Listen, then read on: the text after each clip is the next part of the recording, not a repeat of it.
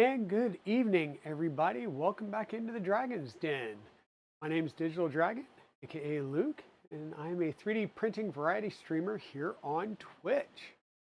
How's it going, Mr. Wizix? Hey, Shrimp Father. Thunder Keys. How's it going, my friend? How's it going? Thunder Keys, are you going to go to the KB3D open house?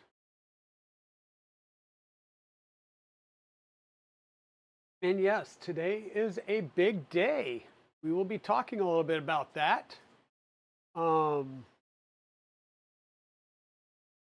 Hey Tech Jeeper, how's it going? Still fighting stringing and filament hangs. Oh, yeah. I will tell you, Mr. Wizix, I'm assuming you're talking about your box turtle. I will tell you that I'm running uh, like 200. Normally I run 220 and run faster. I'm down to running like 200. And I'm trying to think, stringing wise. Let me send you my configs. Um, I'll do me a favor, ping me on Discord so I remember. Like send me a DM on Discord and I will send you over my configs and stuff. How to get a trigger to work on Trinity. Design just isn't set up for Trinity. I'm not sure. Drop temps helped a bit, but still getting hung. Okay. Um, yeah, and you're running a dragon burner, correct? Or is Trinity a because I'm not familiar with Trinity. Is Trinity a okay? So you're running dragon burner with yeah, you were dragon burner with the LGX, added a filament cutter, or are you still trying to do tip forming?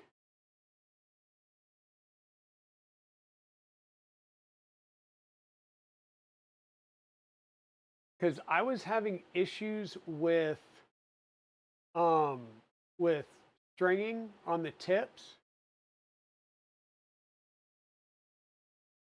built but can't figure out how to trigger it. Okay.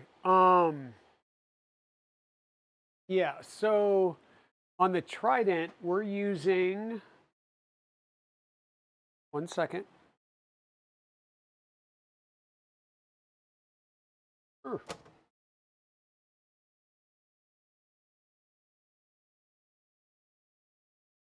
So on the Trident, sorry folks, we just kind of went right into it today, didn't we? Um, we're using a setup like this. This gets mounted on the left um, rail, the left y-axis rail, and it's either all the way towards the back or all the way up towards the front. And you've got this piece right here, right? It's got the little toothed edge side to it that will lock into these positions. And what you'll do is you'll put a M3 heat set here and here. You'll run your screw through the back to hold it at the right height. The other screw on this side will stick out a ways with a locking screw or a standard nut that you'll do a jam nut against the heat set to set the length. I had to go with like a 25 millimeter screw to have it stick out, and I need about 16 millimeters of travel on a Filomatrix. You should hear it thunk. As it's doing the cut, you should hear it thunk. No Place for Arm was designed for a Trident.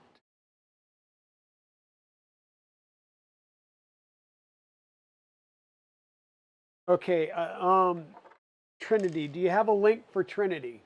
If so, send it to me.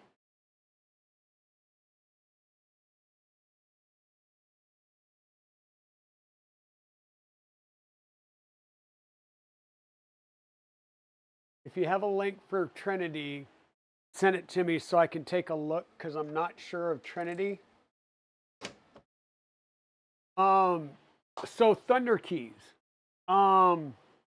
Yeah, there's old and new. these right here aren't part of the build. This is. I'm just going to scavenge screws out of here, and I'm going to try and get the rods out. If I can't, then I'll have to sand down some more rods for this build. But these are the newer lanes. I haven't like embellished anything. The new wheel designs, I just already put the TP wheels on, and I thought these were all the same files, but apparently when I sent these, I didn't. Oh, when I sent the front and rear skirts, I didn't do a send. I just said print apparently because the files aren't on my Bamboo. So the side skirts, I had the thin ones, but for the front and back, I've got the standard thick ones. So, but it cares. These are the new side or the new ones with just the two. These are just parts recovery right here. Printables, Trinity, there we go. Let me pull that up and we'll try and talk through it. M3x8 socket heads. I did order a whole nother 100 pack of M3x8s, and I am going to be short on end stops because you'll need 9 end stops for the standard box turtle build and at least 1 in your tool head. I'm going to wire up both, and I think I'm at 1, 2, 3, 4, 5. I'm at 8, so I'm short, but I just ordered another like 20 end stops. So, Trinity. Ooh, okay. Gotcha. So Trinity.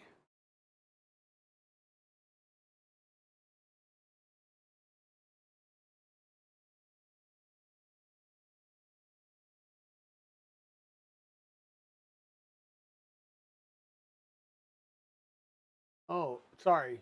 So Trinity, is it? So is this like an Ender 3? It says for the Ender 3, is this a mod to an Ender 3? Oh, sorry.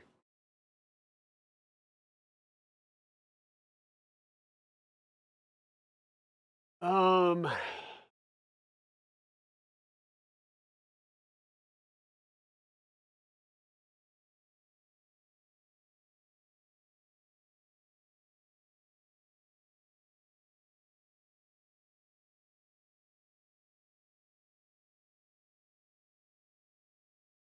so so looking at this is a little bit hard to see. This helps. Um, yeah, there we go. In that. So yeah, hey zombie, how's it going? How's it going?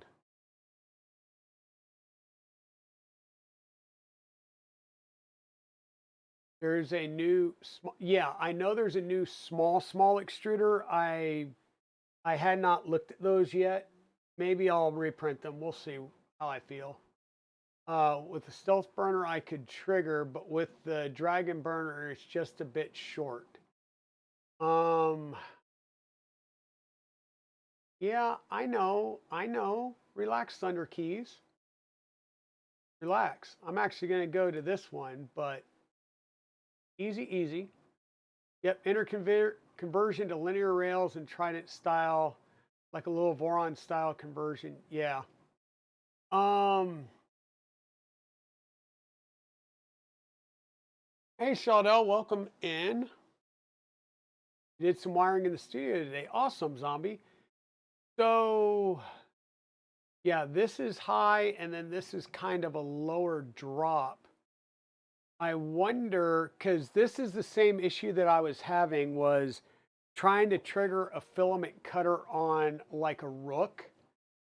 I think you would almost have to mount it onto the gantry itself, like mount the trigger post onto the gantry itself. versus onto the thing here, but you got to be careful because every time it comes over to the edge to get to the edge of the bed, you could be triggering it then. So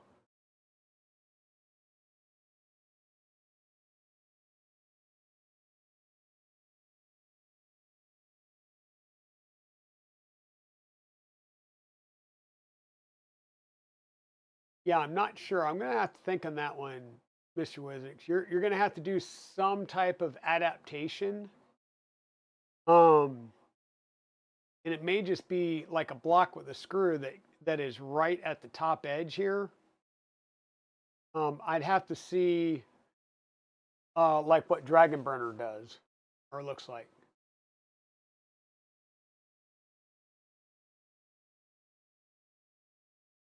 Yeah, the thing you got to be careful of is it's got to be able to trigger wherever that mechanism is, but not interfere with getting over to the edge of the bed as well, or just give up, 5-10 millimeters on the edge of the bed.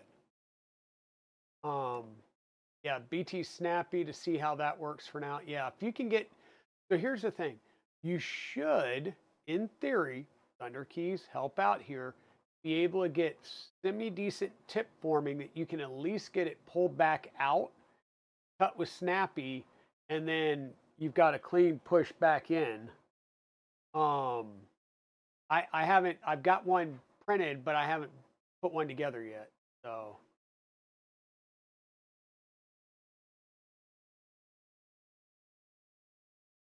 um, yeah, I have been a bit busy with work. I did see that there were shorter ones. I wasn't sure if those were official or if that was another mod from somebody. So, yeah, do a tool cutter if you can. You will have a better all chance of for success, and it will be a lot easier and cleaner. I'll tell you that. Okay, they are official release.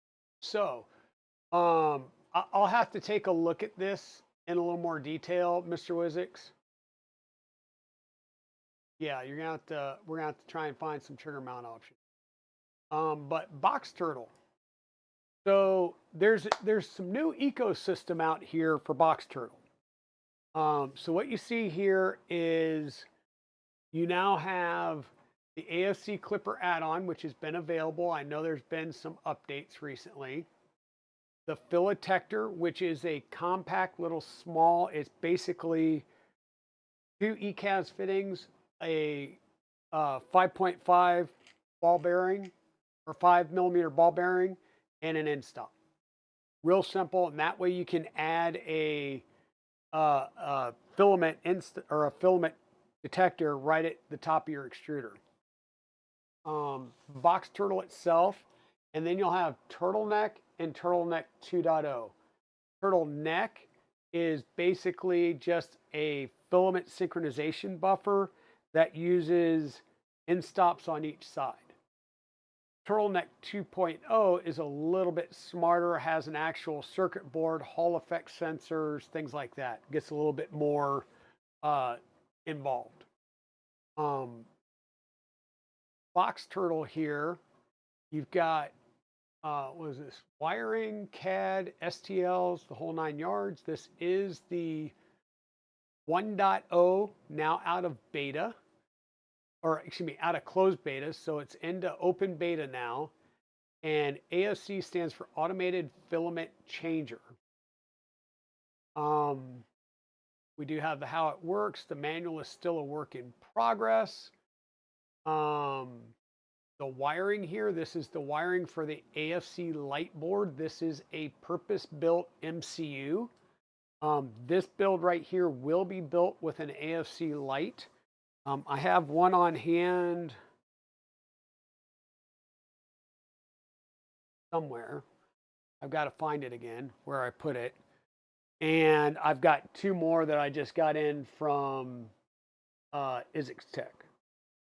So that's how we're going to be building it.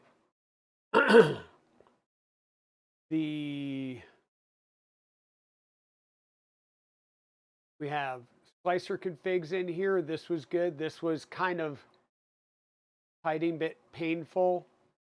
Printer G code. So we've got a lot of good information in here that came out of the beta. Oh, I was like green and gold. Yeah, this looks sharp. So you can get frames from DLL PDF. So obviously this looks like he has some nice frames that he got from DLL PDF. Bum, bum, bum, bum, bum, bum. And I believe, did they change? Yes. Okay, so I am going to have to probably print off some new parts because I still have the old Voron one, so I'm going to have to print off some new parts here anyhow. So maybe I will check the STLs and see what has changed. Frame slide.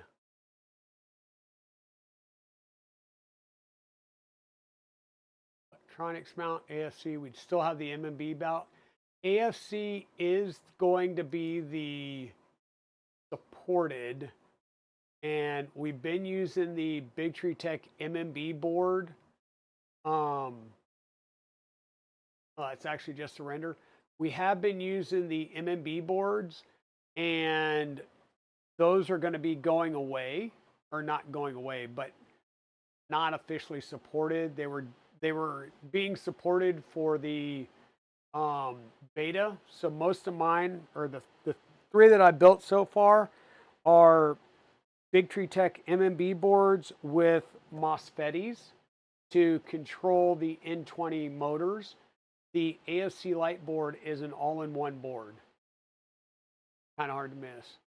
So D2S switch, D2HW. D2HW. I don't think I've ever heard of the D2HW. Retainer, that should be the same. Yep.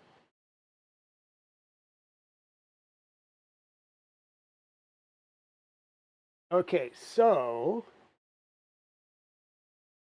yeah, that's what I was hoping to see. So the nice thing with this, where am I going? There we go. That's what. Ah, okay, dang it. Will you, okay. So looking on, it's going to be kind of hard to see, but looking on this one, it looks like, did they switch the orientation? No. Ooh, interesting. So overall, is it thinner, or did we just take some of the plate sizing out? Interesting. But in essence, this is one of the things I made the comment of, was there's a lot of space. This is just really long. It seems like a lot of dead space. So they basically moved this over quite a bit more and makes it a lot more compact. And dang, so if I do that, I'm going to have to be doing lanes and everything too, huh, Thunder Keys?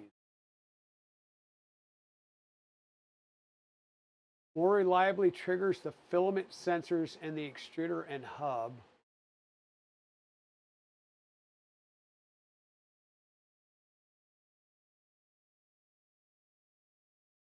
Okay, so the one uses the little tiny MR63 bearings that those are the same ones that we use in the front, right?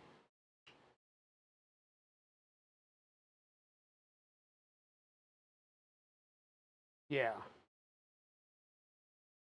It's these tiny little suckers that we'll use in the front. Okay, you can still use the old trays.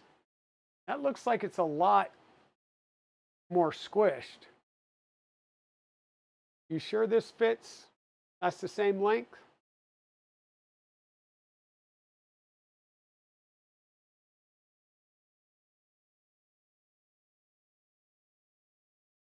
Ah, so you would just attach it with one screw instead of two on the old trays?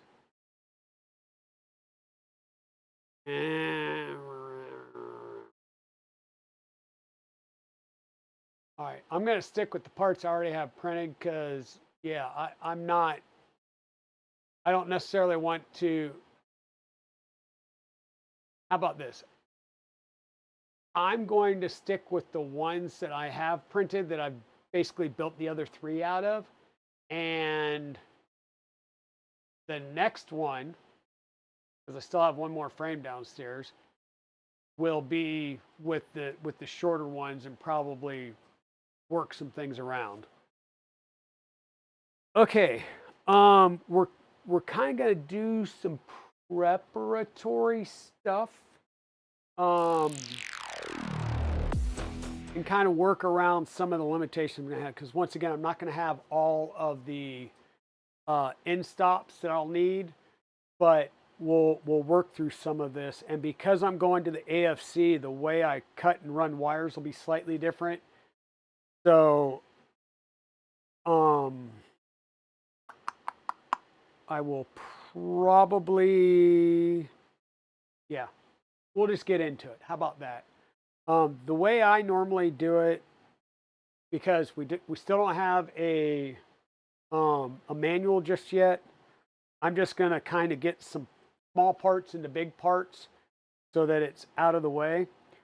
So the nice thing is we went from this style of idler, which had 1, 2, 3, 4 different printed parts, and a 80 or an 8mm by 80mm rod, and two 608 bearings in here. You'd have 4 heat sets, 4 screws. So that's your idler bomb. For one idler, you need 4 of them. These are now the 3 printed parts that make up your idler, and you need 2 bearings. And they're not the 608 bearings. They're the same bearings that we use in other places on the build. So in essence, we just decreased the bomb significantly in doing that. And there's your roller. You just do the, was it 148 bearing? Yeah, MR 148 ZZ bearings. I think I've got enough of them. So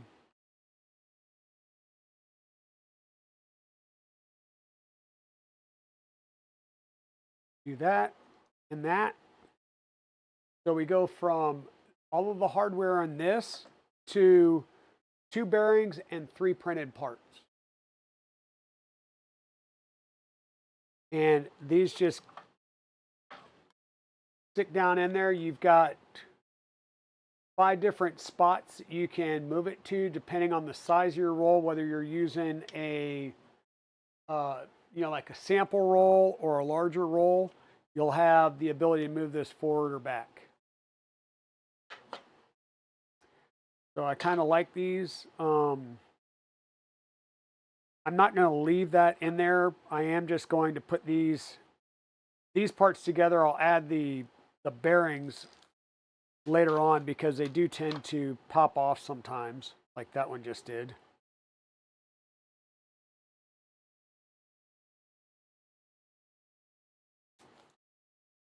But I try and put some of these together so that I have less small parts in the bag that I have to dig around through. These kind of get out of the way a little bit easier.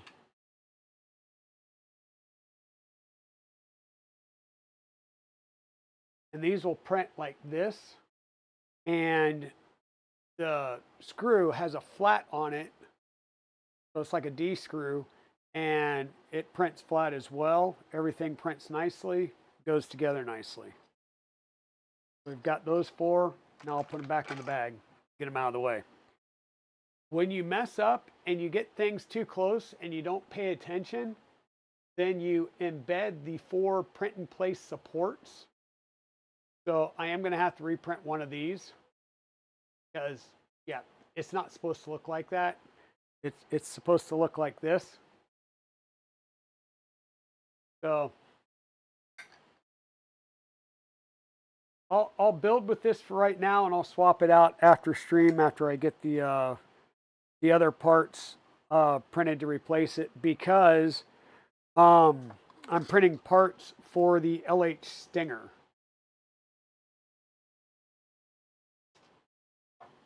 So, hey Pez Liz, how's it going? Welcome on in. You've been working on some printer checkups. Well, that's good. We got to do printer maintenance every once in a while to make things work well. And by the way, you obviously see that I've got something else on the bench here, and there's no positron here. Let's see if you guys can notice if there's any changes behind me.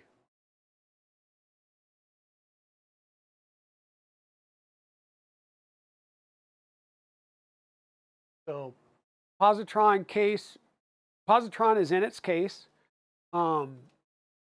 If you're paying attention on Twitter, I did take it to work today, and I didn't open it up and set it up until after basically lunchtime, because I had a bunch of meetings this morning. And a lot of people were sitting there like, why does this guy have this big case on his desk? And once I popped it out, all of a sudden everybody kept coming over and being like, oh, that's cool. And I posted that same little video that I put on X on some internal 3D printing stuff, and a bunch of people started hitting me up asking what building I was in so they could come check it out. So next week when I go into work, I'm going to take that with me as well, and then it'll go with me next weekend to KB3D. So yeah. So what we've got is the Annex Engineering K3 that was here is now down here in the corner, and right here is Kyber Dragon. So we're going to be building a box turtle that's going to go with Kyber Dragon, and we've got to take the tool head apart on Kyber Dragon and rebuild it as a Filomatrix. So we'll have the tool head cutting. That'll make things a lot easier.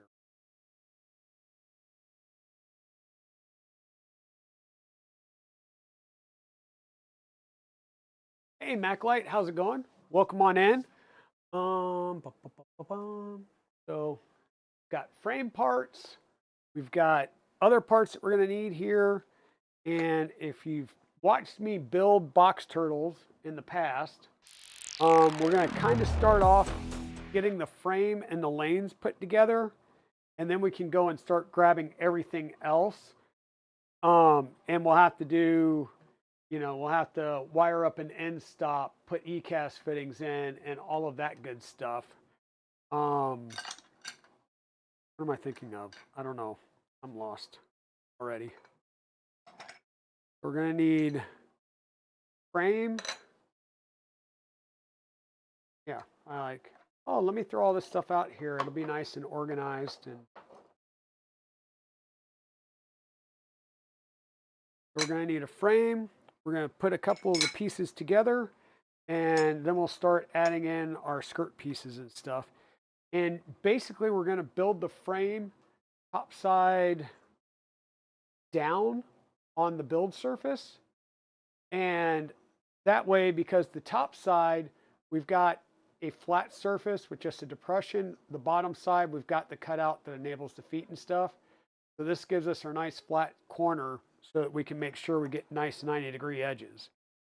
I have already gone and pried out the print in place support. So the one side, it printed down like this on the bed.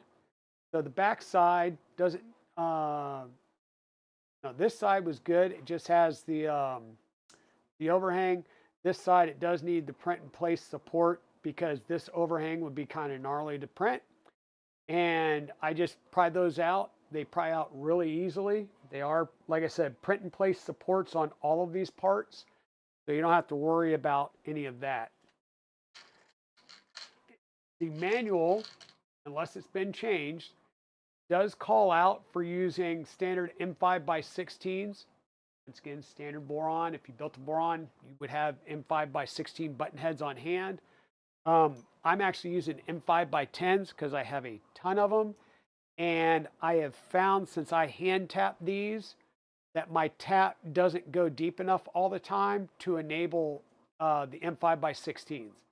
And I wasn't going to pay twice the cost per rail just to get Masumi to tap them for me. So we are not doing the same, I'll say, type of weight that you would with a Voron printer itself. So you should be good. You just do these with M5 by 10 or M5 by 12 if you have them.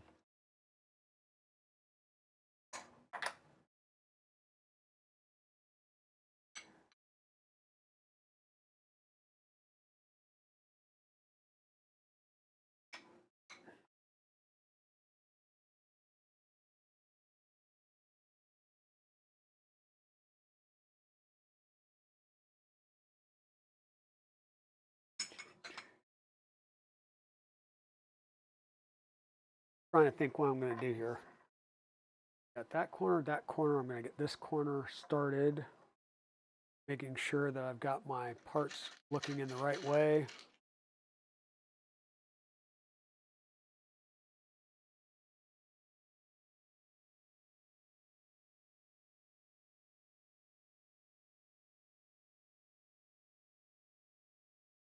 Yeah, M5 will be fine.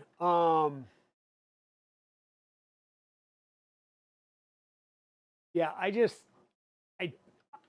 like I said, Thunder Keys. I haven't looked at the bomb in a while. I think my first one I did use M5 by 16s, but every one since then, I think I went to M5 by 10s just because I have a ton of M5 by 10s on hand. Um,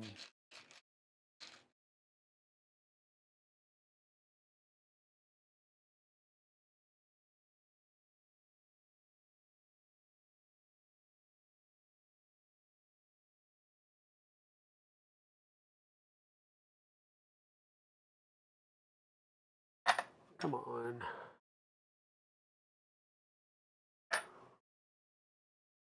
You do want to make sure that you've got nice 90 degrees.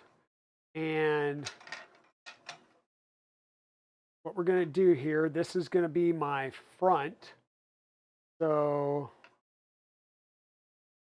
like, what am I doing? I'm going to take my two front skirts.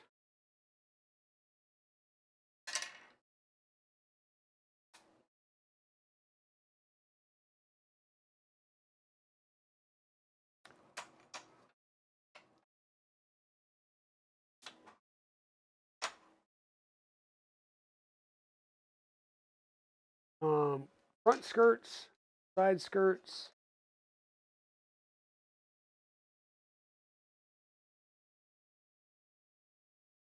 We'll add some other bracketry on here.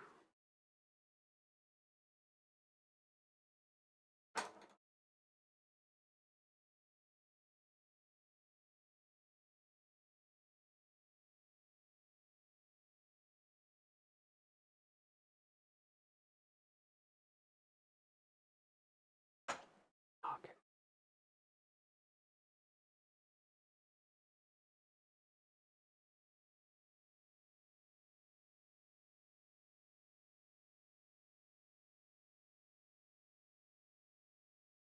Yeah, M5 by 16, like I said, would be a normal size if you built Voron printers. So you probably have some of those on hand. And I think part of what they were looking for is just making sure that you're not having to buy a bunch of different sizes that you wouldn't already have some spares of, right? Um, and by the way, thank you, Dan Sab and Retrobit Flip for the follows. I appreciate that.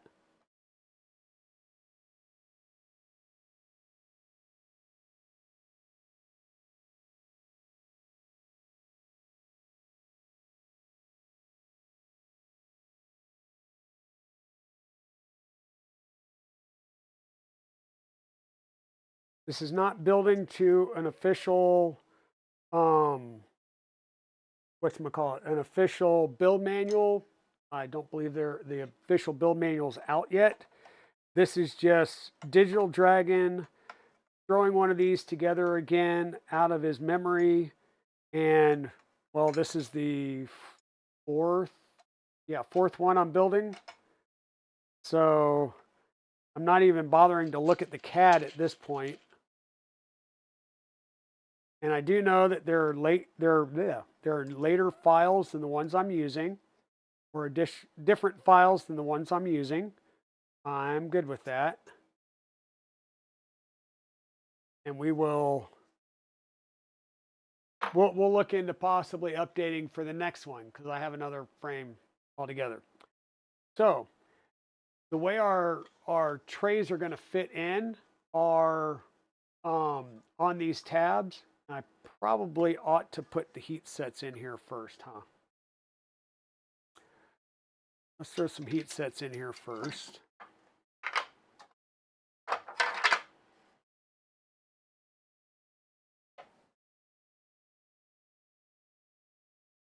And folks, I'm going to be honest with you. I'm still fairly scatterbrained from all the stuff going on at work. There's way too much stuff going through my brain right now. So we plug that in. There we go.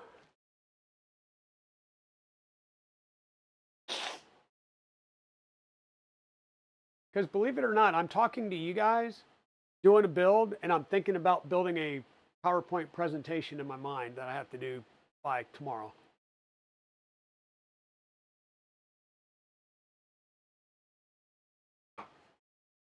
Yeah, that was the intent as you reviewed the BOM, was trying to make sure that everything that you were using was standard Voron style related.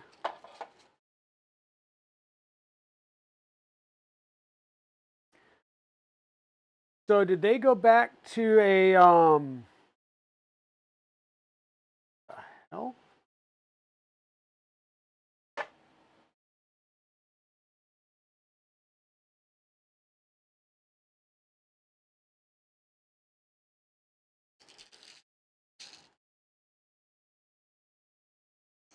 Huh.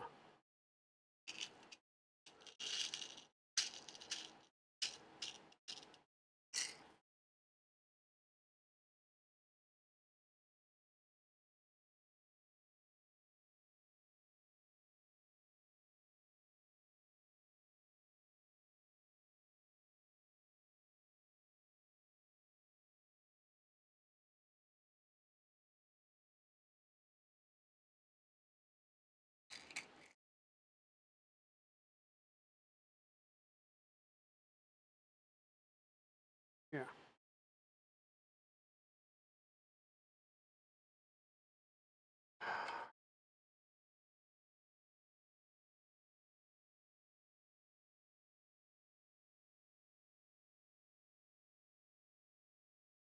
So what you're seeing is I went to put in a heat set and it went straight into the part, and I'm like, huh. So let me see if I can show you the difference. And this is why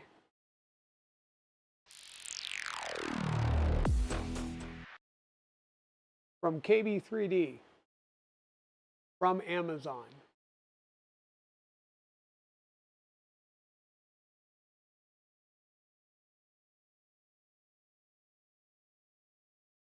So quality from KB3D. This one's, the one over here is from Amazon. And it just drops right into the hole. So there ain't going to be any, there won't be any heat going into that one, or at least not melting anything. So now I get to figure out which one of these are crap that I can pull out and throw away, and which one of these will be good as we go through the build. Yay!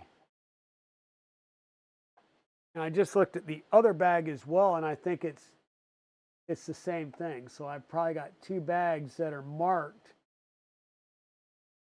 M354 and They do take an M3 screw, but definitely not spec.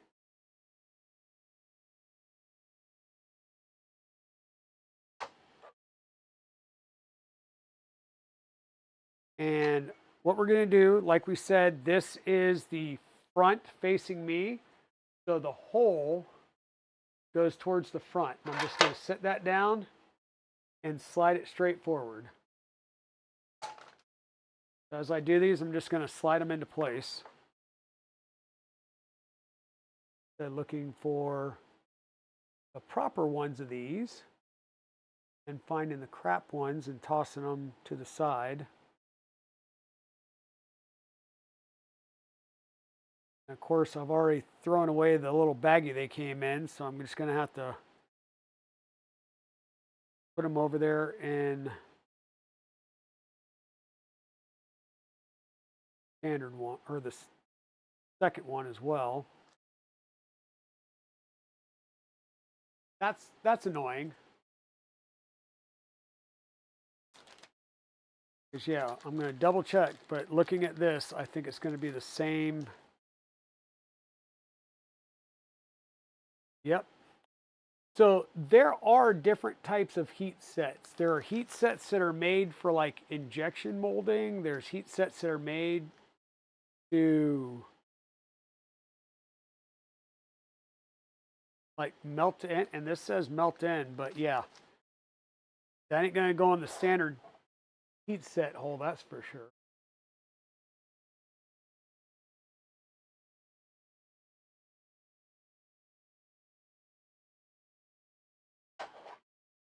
Hey, Mod Light, how's it going? Hey, Thunder Keys, do you know, did they modify the skirts to allow for a heat set where the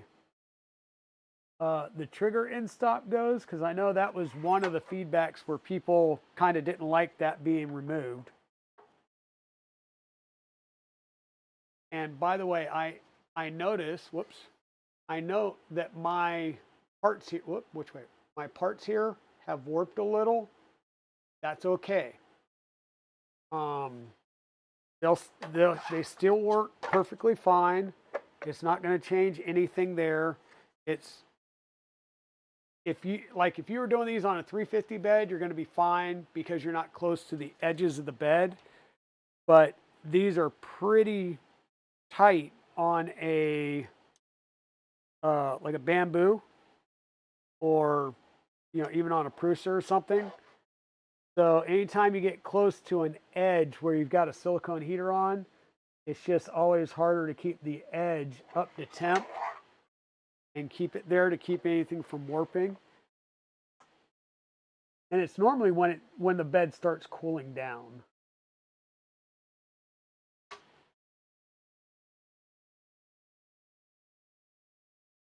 Or not the bed, but well, yeah, when the bed and the parts start cooling down, that it'll do that.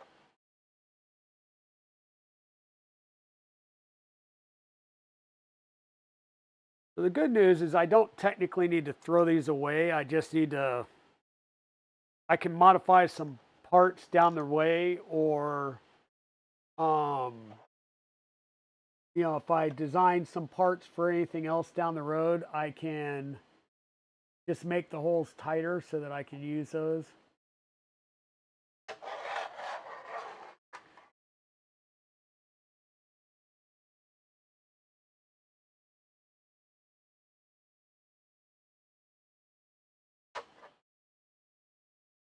The moral of the story is,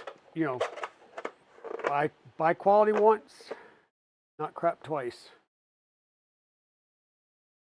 Okay, so we kind of dig through these real fast.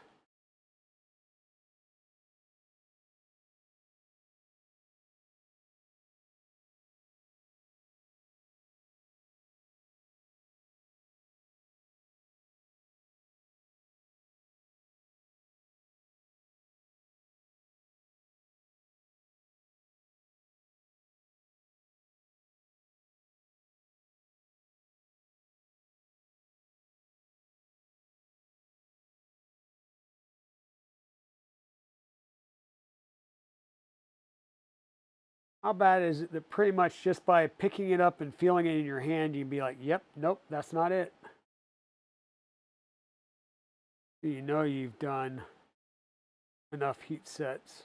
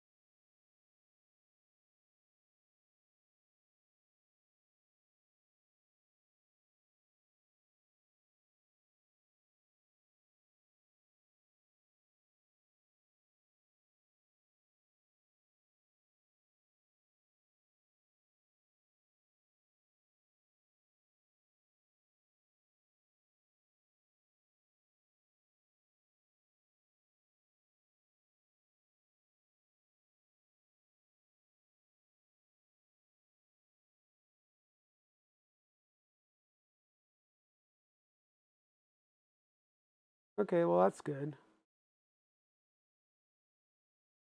I mean, there is a possibility that I could use some of these too small, too thin, and just squish it in there and make them work for that particular end stop if I wanted to. I haven't had any problems with it going right into plastic. I just know there have been some people, I mean, people complained about it, and but I don't know. I don't think it was like a big uproar.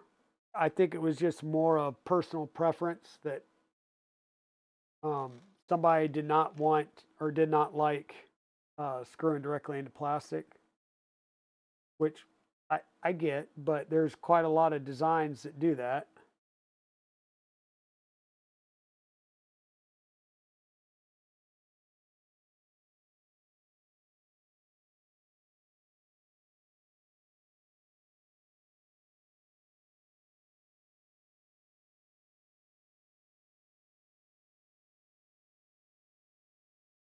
And like I said, I just wanted to flip through anything that looked really sus.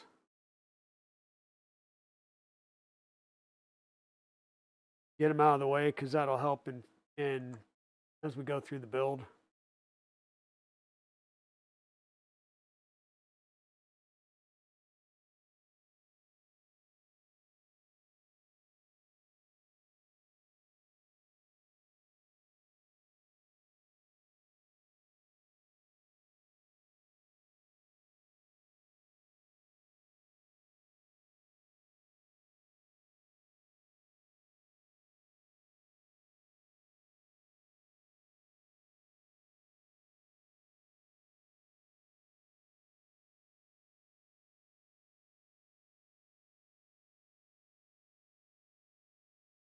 It wouldn't be so bad, except it was one of those things where I knew I was getting low, so I opened up one of the bags and just dumped it in there, and I really didn't look.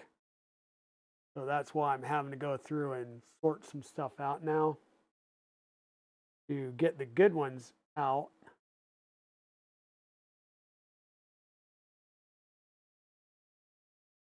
Throw the bad ones into the bag and get them out of the way.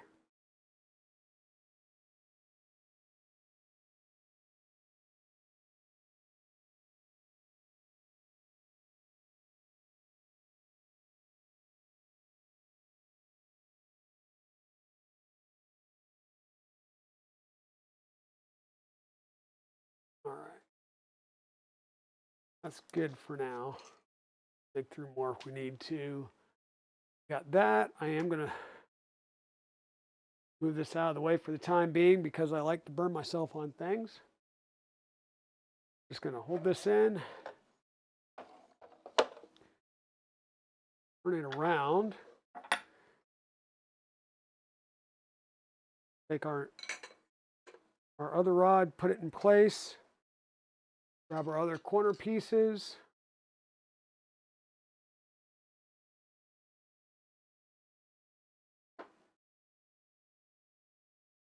And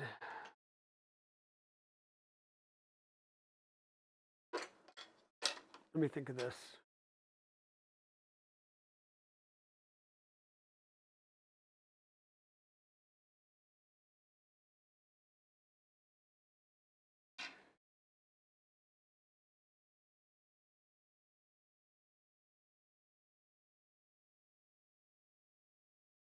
Sorry, I'm trying to think. So this piece will go here.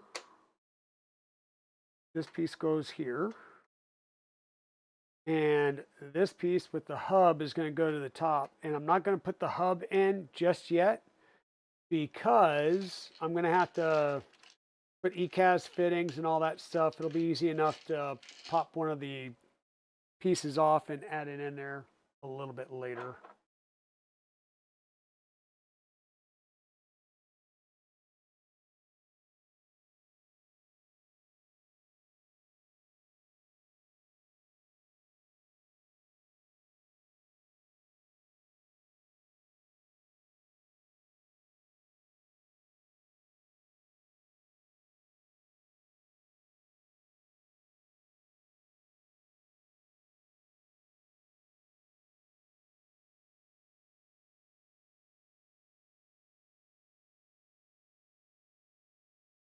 And for the most part, these do self-align fairly well.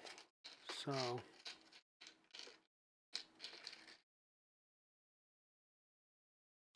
hey, Gulcifer, how's it going? Thank you for the subscribe for 2 months in a row. Thank you. So we're back at it, building yet another box turtle. This one is going to be for going with Kyber Dragon. So Kyber Dragon is the Voron 2.4 that we built from an LDO kit.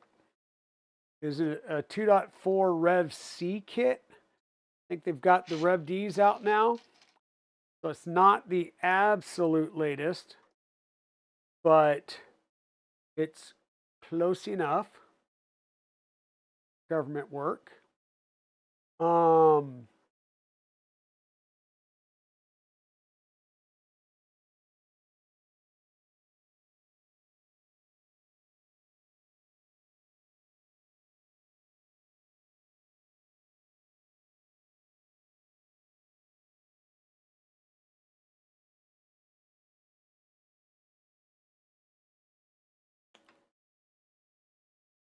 So the only issue I have with the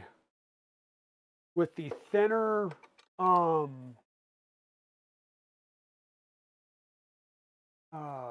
skirt pieces is your extrusions can roll as you're tightening them.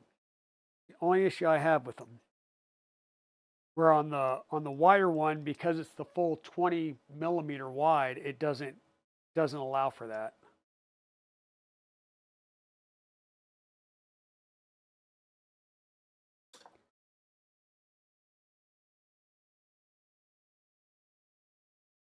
Hey, Lee Marie, how's it going? Long time no see, friendo. We are just kind of going through and building yet another box turtle.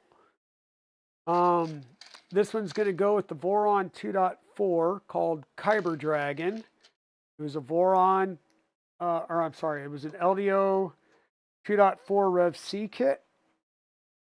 And that particular kit used a purple frame and black and orange parts. And so this has black, orange, and purple. So we use Polymaker purple.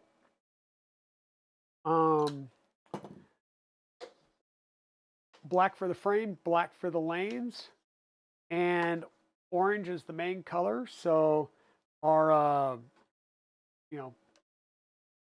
we got our purple, our black, and our orange.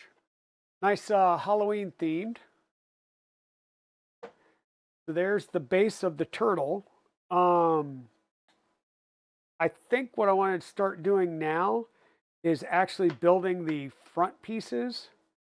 And from there, we can get that wired in, because what'll happen is the front pieces here will have LED lights. We'll have the actual N20 motors, and then we'll also have the endstop triggers that will get mounted up here, and we'll be able to bring that over, wire it up, and then we'll do our extruders going from lane 4, lane 3, lane 2, lane 1, because once we get here, we start getting real tight on space for getting things plugged in. The other thing that we're going to need to do, that might be a good idea to do now, and I don't, yeah, see, I didn't print any of the motherboard mounts because I thought I had one printed out. See, now I've got to find the board. Like, what did I do with the board and why did that stop?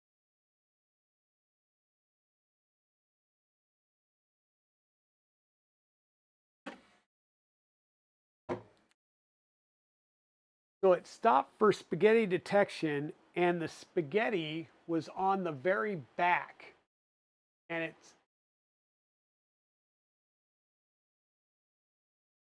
darn stuff. Okay, so real fast.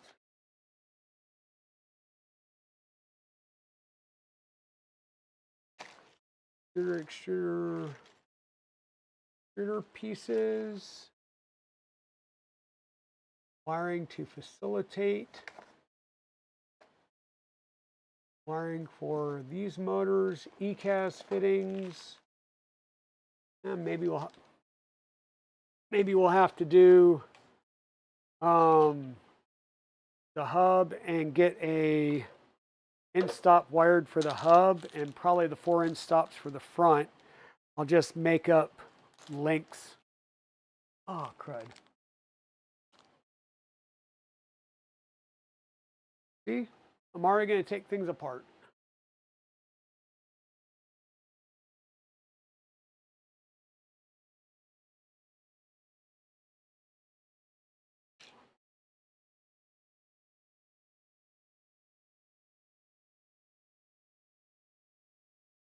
Is that one getting shipped to Lemery 3D Studios? No. So this, like I said, it's going on Kyber Dragon, which is the LDO 2.4 kit that we got down here. We're going to redo the tool head as Filomatrix with the double, with the 2 end stop sensors in it. And this is going to, we'll bench test it, make sure it all works. This is going to go on display with a box turtle at Evocate 3D here in downtown Raleigh. And I wish I knew whose design this was for these feet, but this is going to allow, imagine this is the top of the Voron. We'll have the rails here that will mount on the Voron. Is that right? Inside, outside, or no, this goes on. Let me think through this. No, this side will get mounted on the bottom of the box turtle, screwed in, and then it sits on top of the Voron. So, yeah, I know. That's why I made that comment, Thunder Keys, because that's where I saw it. Was these were on his Voron at the show. So I'll have to put those on as well. I really wish.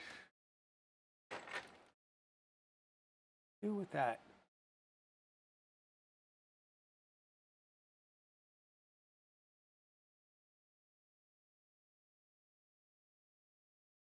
I wonder if I'm seriously starting to wonder if I'm like getting old man mind. I'm like, where did I put that board?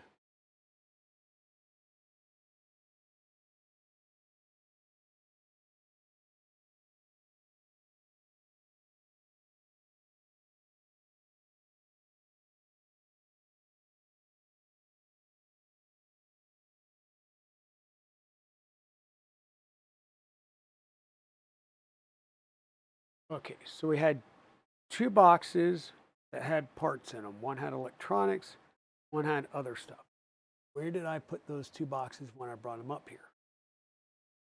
They're not up here. Give me 1 second, folks. I'll be right back. I may have left it downstairs.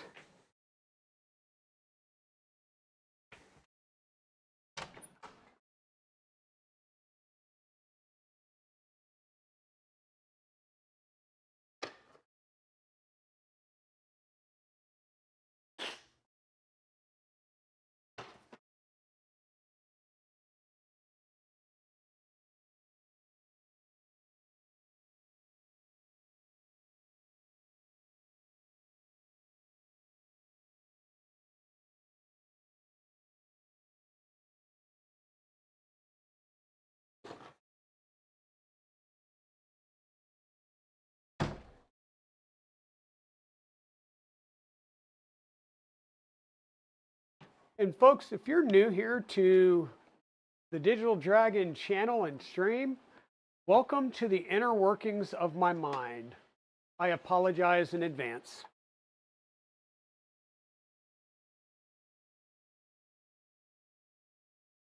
I apologize in advance.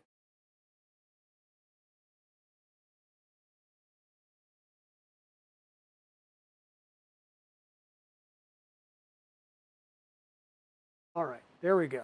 And now that's not going to bug me out of the corner of my eye. Things that we have here, we've got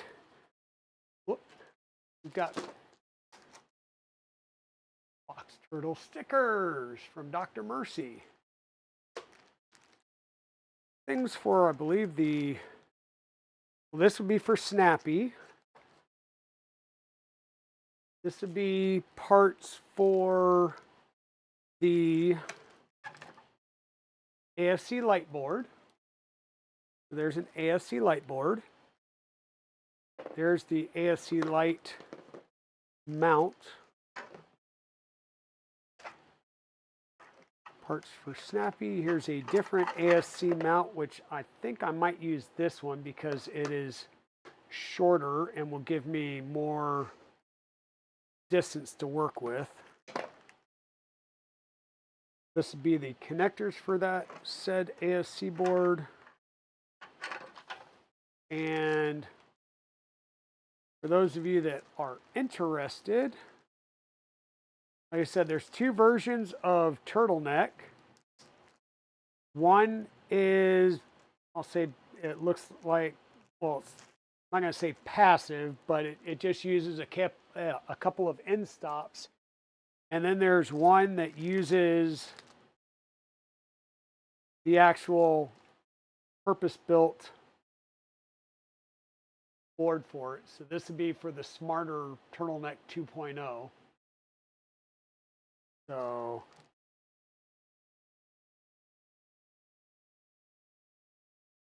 Dish Shadow, how's it going? That's Wondero you believe. Goals for AFK for a bit. Okay, sounds good.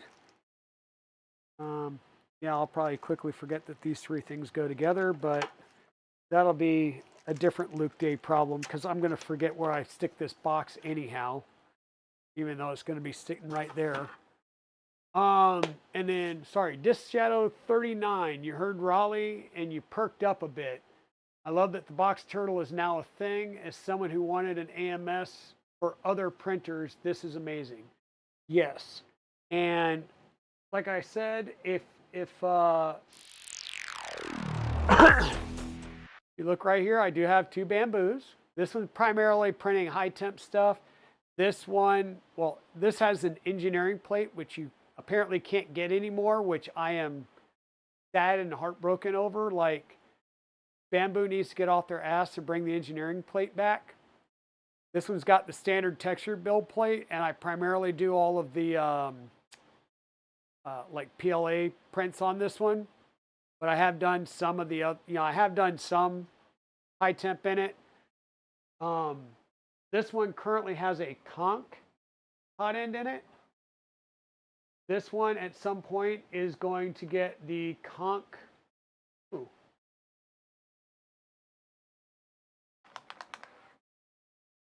Yes. This one has a conch in it. This one's going to get a conch plus. The difference is the conch has the Fadus conch hot end has the silicon carbide nozzle on it. The conch plus has the silicon carbide nozzle with the um, end coat, I think is the name, the coating. Uh, too many things rattling around my brain. But it's just got better. It's a fully coated uh, um, heat break to allow less issues. These are the other two AFC light boards that I'm trying not to dox myself and show. So when you buy the AFC light board, whoops, you buy the AFC light board. Let me actually go this way. When you buy your AFC light board, it's not going to come with drivers.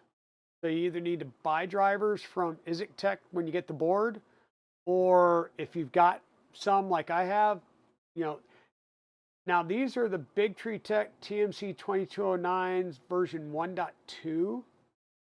And I have had some weird issues with the 1.2. That's why it hasn't been in anything. So if I have any issues with this, I'll pop them out and get some 1.3s. Kind of told KB3D Chris just to plan on me picking up a bunch of stuff. And he'll just give me. So I have this deal with KB3D. I buy stuff for him. And when I tell him to, he gives me a gift receipt. Like, you know, he gave me stuff. And that way my wife doesn't get as mad at me. You probably just heard that because she's probably lurking. But yeah, that's kind of our standing thing. He covers down pretty well. He's a good wingman.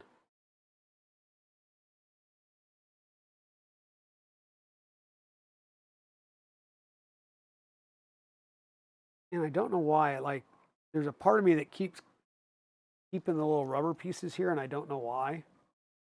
Because I don't think I'm ever gonna. Every time I've used an ECAS fitting, it's like the first thing they tell you to do is pull that extra rubber piece off. So I'm not even sure why they ship them.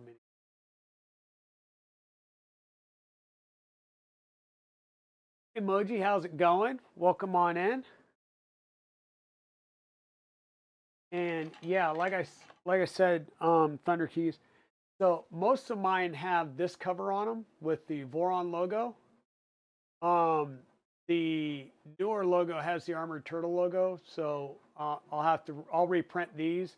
These are easy enough to swap out after the fact of the build or beforehand, either way.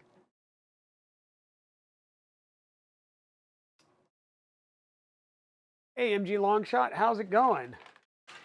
There's another person from the closed beta. I'm going to sit down, folks.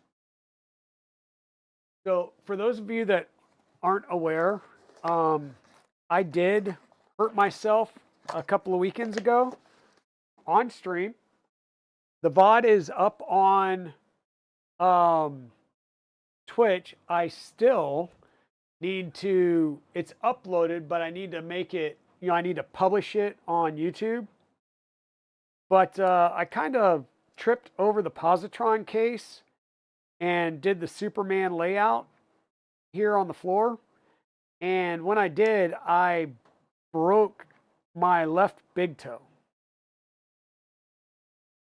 I actually have a stress/hairline fracture of my left big toe. So I've been wearing a boot, or not, like hunting boots all day. So my foot's a little sore. It didn't like it.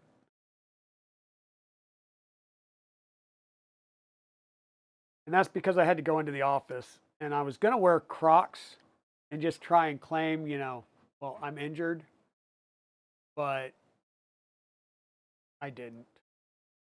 I should have.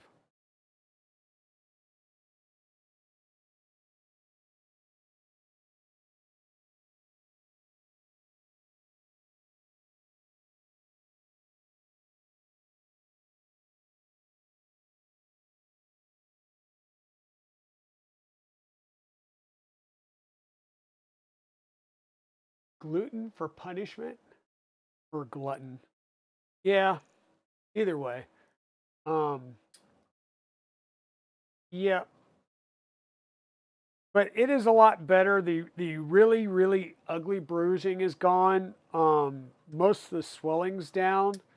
Um, for the most part, like if this is your foot, like this entire like big toe and some of the region down in here was swollen up. Now it's more just like up in the front digit of the toe. Yeah, I get it. Um, the easiest way I've found to do these is just kind of get them started a little bit and push them down on a hard surface.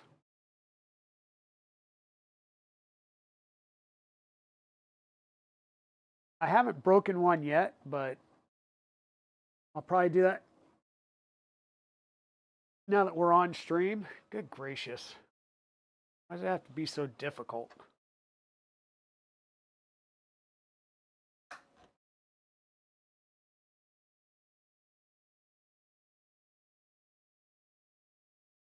Okay, so there's one. We've got to do 4 and then 1 on the back. So this is a 4 into 1.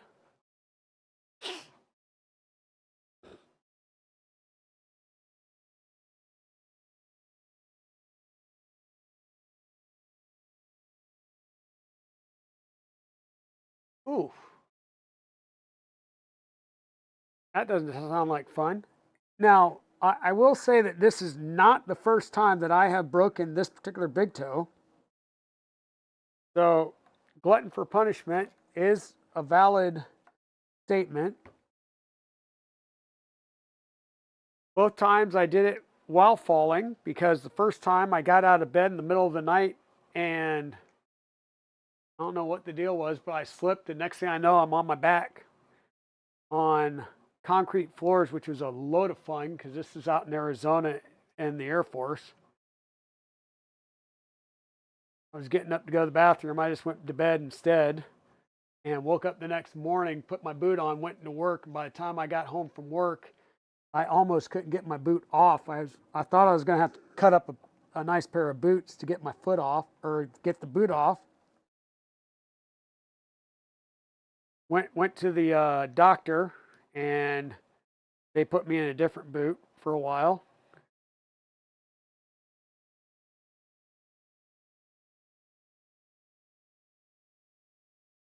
So how's it going, long shot? Long time no see.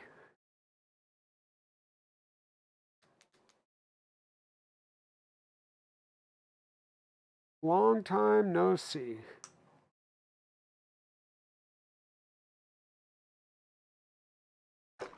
Oy.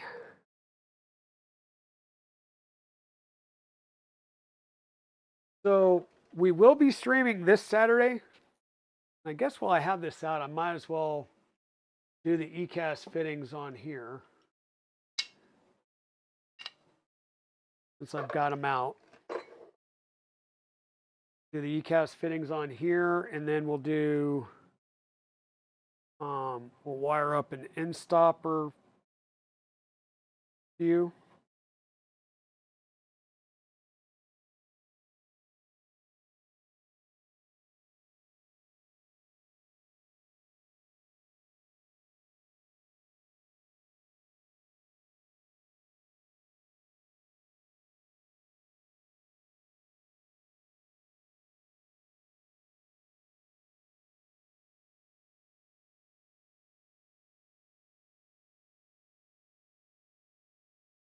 You're doing like he was doing, using a flathead screwdriver and put. Yeah, I've pierced myself with a flathead. You were able to catch my whole stream on Saturday. Oh yeah. You had your 2K celebration. That's right. I think I missed that because I was doing work stuff. And like literally last night, we were sitting there till like 10:30 at night working an issue. Um, so sucks. It happens. Luckily, it doesn't happen all the time, so that's good. But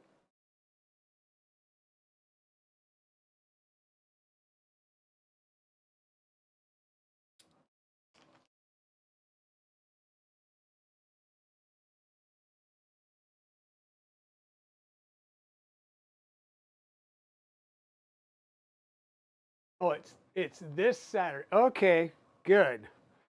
So I will be there for that. Good, good, good. You got everything ready to go and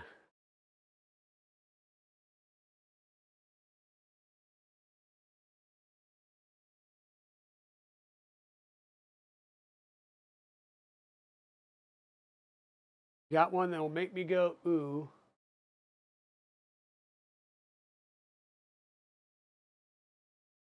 Okay, this isn't sounding good.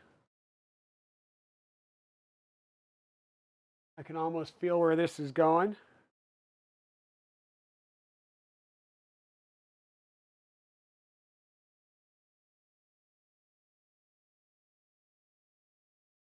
Plate with teeth, had to use a channel lock to, yep, yep. I was up in Alaska and had taken a friend who was having a diabetic insulin reaction, and I had taken her to the hospital. And that night, the Army at Fort Richardson had done a night drop. And let's just say, I don't know if it was the pilots, the jump master, but somebody screwed up and dropped them over the forest. And so we had guys all up and down the aisles or the hallways, um, everything from like branches through the arm to like lots of compound fractures. I mean, it was a mess. It was a mess. Hey, Big Jano, how you doing tonight, my friend? Welcome on in. Yes, for those of you that are just joining in, it is official. Box Turtle is now out of closed beta. We have reached the goal. We have reached the mark. It is now in open beta. I will. I think I still have. I think I have, but I will make sure. Here is the link to the GitHub files where you can go and get all the information, except for a build manual, on Box Turtle. And not just the Box Turtle, but we also have information on the Filatector, which is a small filament runout detector switch that you can mount at the top of your tool head. It is simply a switch and a 5mm bearing, unless they've changed that as well on me. There's the turtleneck, and the turtleneck is like the buffering, the extruder synchronization buffer that you can mount on the back of your printer, and that will kind of help keep your extruders in your Box Turtle, these components here, from overdriving into your extruder on your tool head and causing issues. So it gives you 25-ish millimeters of buffer. And then you'll have the Turtleneck 2.0, which is a little bit smarter. The standard Turtleneck uses an end stop, and I think an end stop and a bearing on each side again, where the Turtleneck, or the Turtleneck 2.0 uses Hall effect sensors and an actual MCU, so it's got a bit more smarts to it. And I think it even has an RGB port because, you know, RGBs make things go faster, or so I've been told. I've also been told that my box turtle that I had at 3D Printopia, the red and orange one that I had on the Trident, I had kids come up and tell me, well, that's nice, but it's not colorful like the one over at Zombie Hedgehog's table. And luckily he didn't say it to me because I might have got a little upset with the little kid, but he said it to Miss Dragon and she goes, yeah, I know. And I'm like, gee, thanks, hon.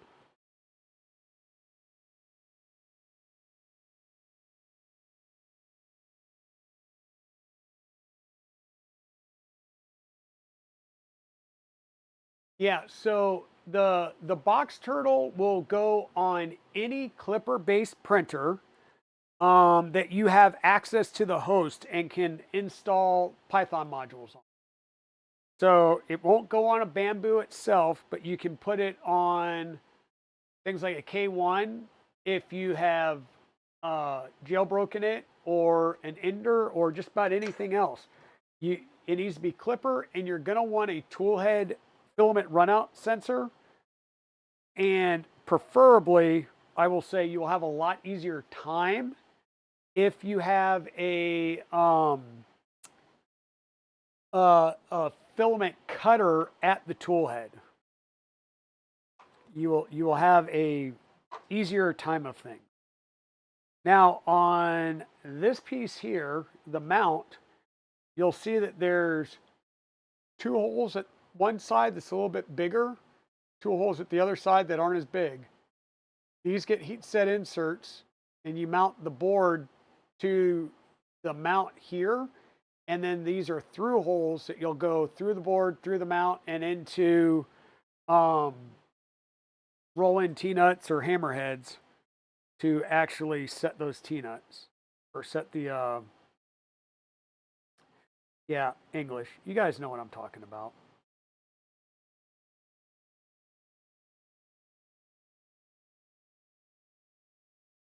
And honest to God, would these work over here? I still have a few of the crappy ones in here. So it was great. I bought some additional or some new M3 heat sets, and lo and behold, they are not standard, like I'll say they're not standard M3 heat set. So they're the joys of buying things off of, you know what? That may not have been off Amazon. That may have been off of AliExpress directly. But needless to say, they are not the appropriate size. Some might just say they're crap.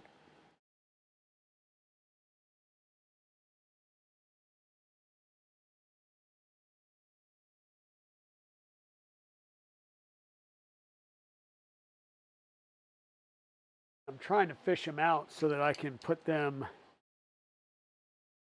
back in the bag.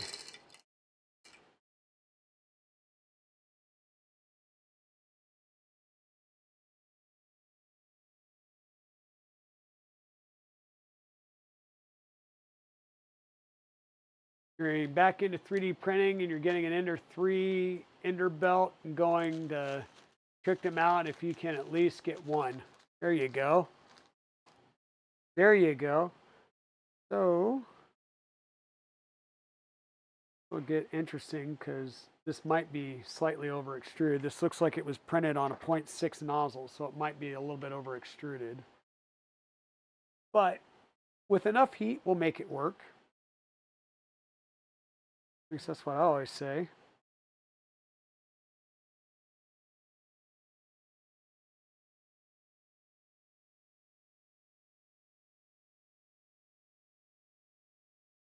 If it doesn't fit, add heat. It'll help. If it fits too tight, add heat. You can take it back out.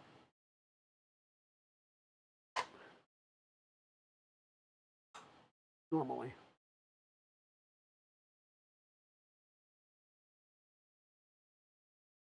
It might actually be possible that they change these up and these aren't heat sets too. Who knows? Who knows? I'm in wing it mode. I will be quite honest with y'all. The brain is not firing on all cylinders anymore right now, just because of everything going on. So if I am completing sentences and semi-coherent, then hey, we're lucky.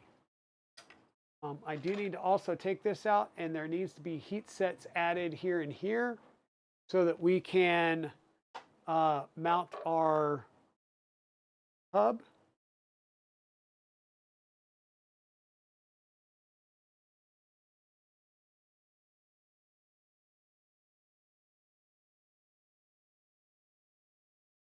Yeah, I really did have fun at work today bringing the positron. There was a lot of people who were just like, what is that? And then quickly followed by, that's so cool. So I'll most likely be taking that back into work a few more times just to let people check it out.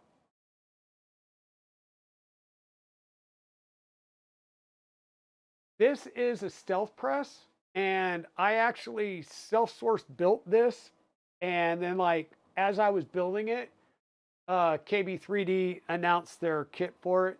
So yeah, I gotta yell at Chris for doing that.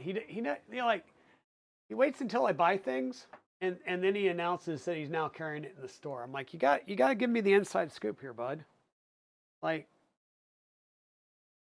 I'm a KB3D guy, just about. I might as well be on the payroll at this. Maybe I am, and my pay is just that low. I don't know. It could be, but oh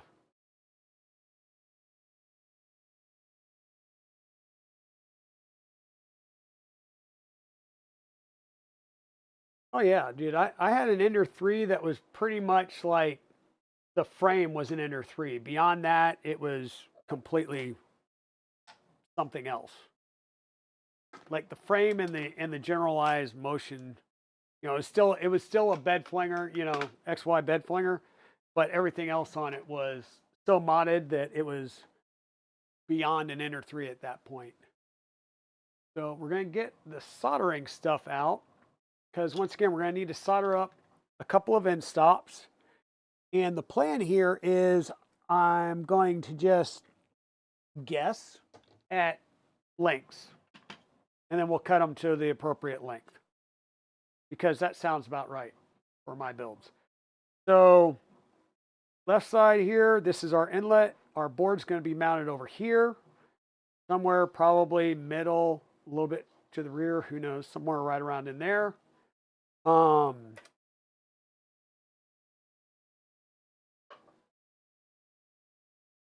Yeah, why not? That looks good. We're going to just set that in there, and that's going to give me some visual. Okay?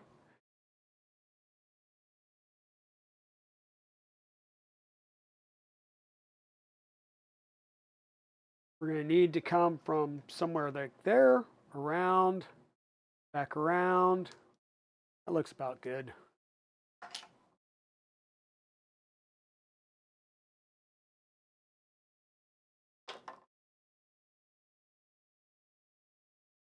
And I do all of my end stops with 24 gauge wire. For the most part, my end stops, I keep them all black. And just make them all that way. And then for the motors, well, for the N20 motors that go into the respoolers, those will be done with black and red because it is a polarity. Yeah, it does have polarity on the motors. So we will use black and red when we go to wire those up. And then the end stops here, we'll just kind of make we'll make some links that look about right. I guess I can, yeah, I'm babbling, folks. I apologize. So I'm going to do one hub and then 4 for the respoolers, the triggers on the respoolers. And then I'll leave 2 more of these for the tool head and the extruders we will do at another time, because I did order a bunch more end stops and they should be here Saturday. Now, is that Saturday before stream, Saturday after stream, Saturday sometime during stream? Only Amazon knows. It may show up tomorrow. God only knows. Because it's funny when they say, you know, next day, I normally get it in 2. And then I've had times where they said, oh, it's going to be, you know, like, we'll give you digital credit if you know, get it done after like 4 days. So I say, okay, slow shipping, and it shows up the next day. I, I, I'm just at a loss.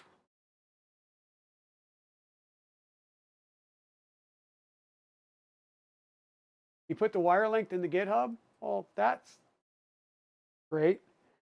And I just realized I started to take the levers off, and the triggers need the levers. It's the rest that don't. So let me grab one of these that I didn't take the lever off. There's the 4 with levers. That'll go for the whatchamacallit. So 4 with levers for the triggers, 1 without. And if it's in the GitHub, we'll go look at the GitHub. Look, there's some also 24. I think it's 20 page. Oh, GitHub, Box Turtle. I guess it's the BT wiring. Hey, look at that. There's an XLSX.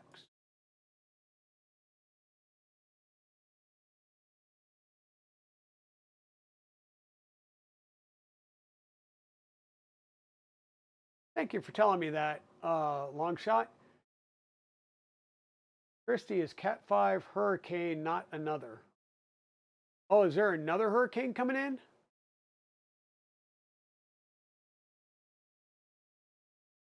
Oh yeah, I bet there's more documentation than it used to be. Okay, sorry folks, I'll switch over to the full display. And this is the wiring. So that's good.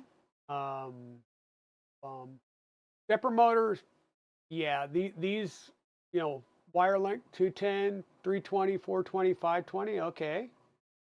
EST 4-pin, yep.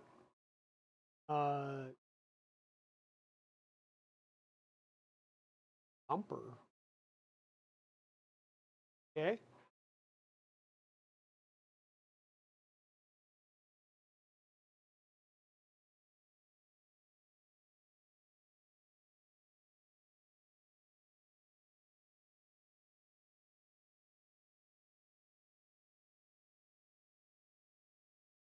The N20 motors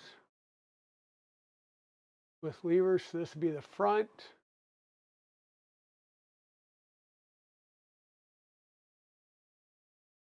Three pin, 26 gauge. This would be the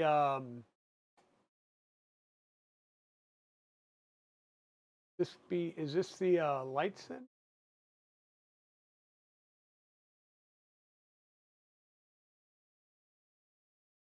No, oh, D2HWC201. This was the ones for the extruders. Okay.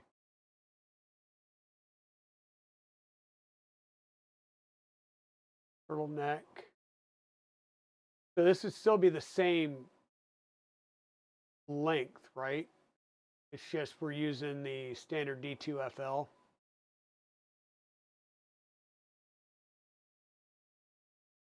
Because with lever would be the front triggers, the other ones would be the extruders, and then the back. But where is he showing mounting? I guess that's the other thing I should do, huh? Is look at Um,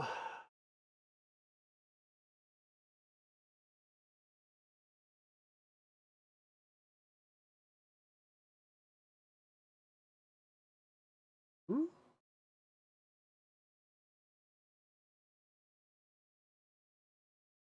Oh, we got a stub of a manual.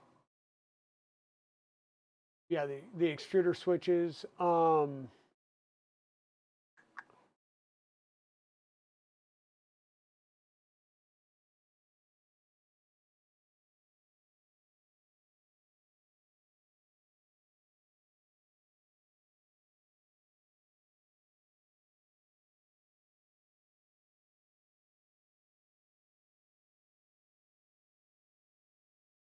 We'll pull that. We'll grab fusion.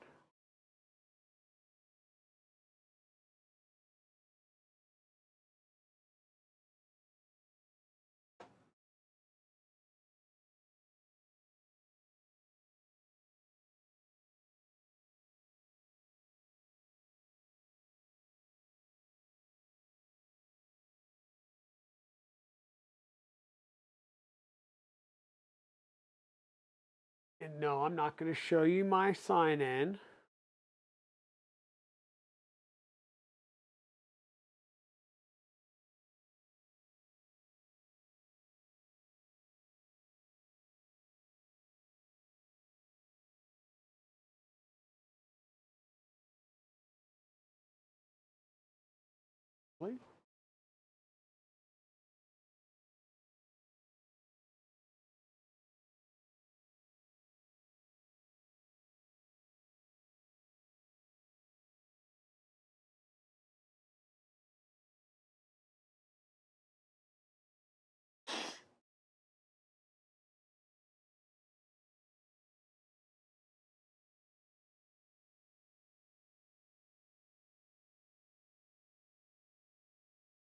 I don't have it on MacBook thing.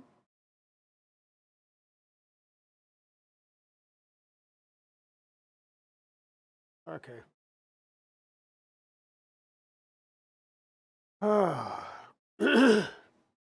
Sorry, folks. So let's go open up that file.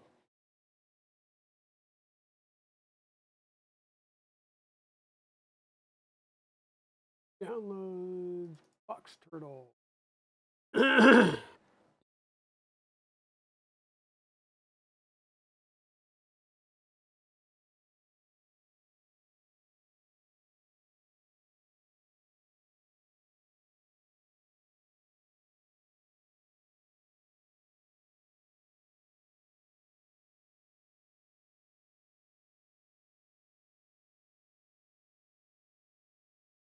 Okay, so latest and greatest. We're going to come in here and hide a few things later. Like, let's hide the pass through. No, not the pass. Yes, pass through. Hide those.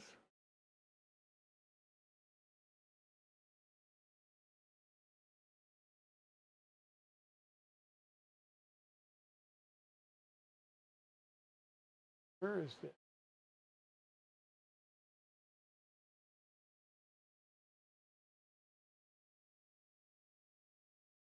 Ah, frame. God, I can't see apparently.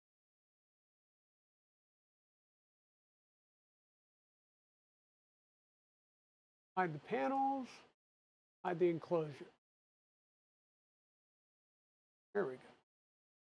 That gets us somewhere. We don't need a filament spool. I think we understand the concept of the filament spool. What I want to do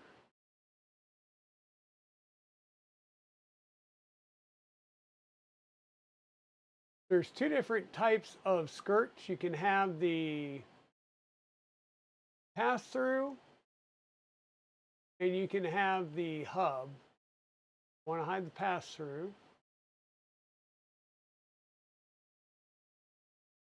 What I'm really trying to do is see about where he mounted. Okay, so that's there. These are desiccant trays. That'll be the new thing. We shorten these up and we're going to be able to add desiccant trays in here. So, you know, next build, we're going to do a few things apparently.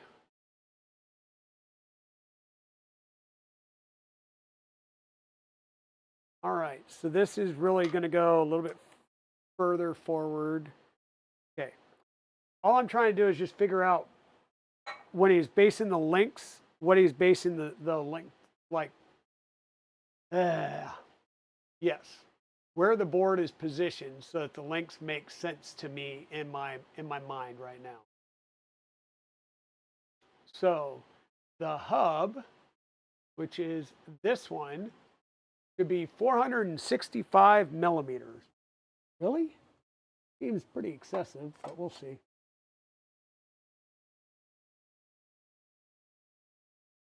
We shall see. 465.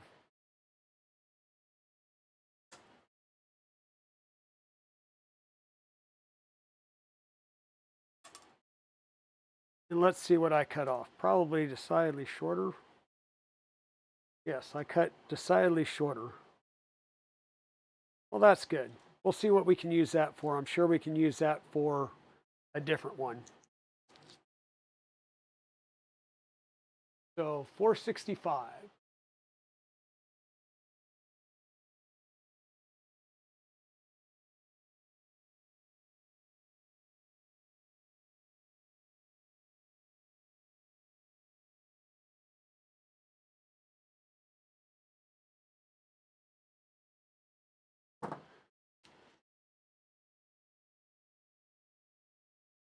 Yeah, a lot more tray options now. You can add the logo. You cannot add the logo. You could have the desiccant. If you're doing the desiccant, then you have to do the shorter extruder bodies. Like I said, I could probably go and reprint the extruder bodies, but I don't want to toss these away. So I will not be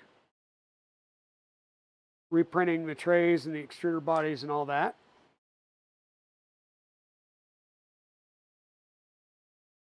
And this one's going to be a non-lever type for how I'm building it.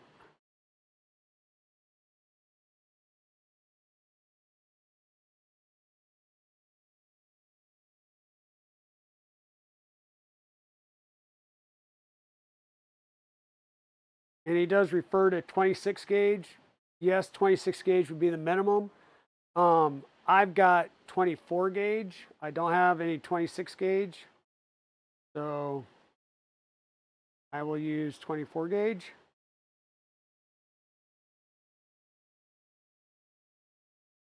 You can always go up, but try and stick with the minimum that's called out.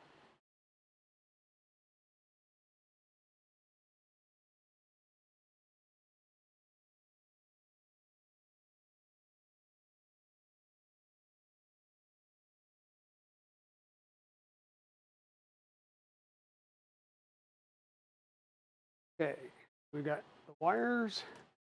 We got that.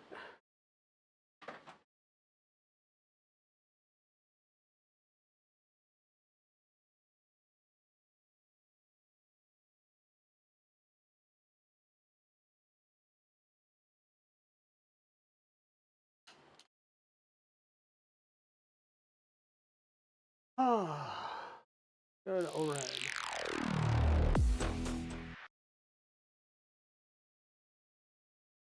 Oh no, my computer's not a potato. In fact, somebody asked me, I think it was Johan, asked me what my computer specs were because I posted pictures of my new case, and I will say new case. I took all the innards out of the old case and put it in the new case that I could put a cooler and more fans in.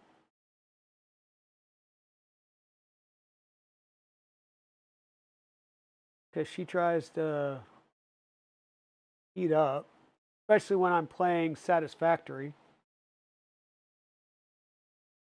And if you guys aren't playing Satisfactory, like really, what are you doing with your lives?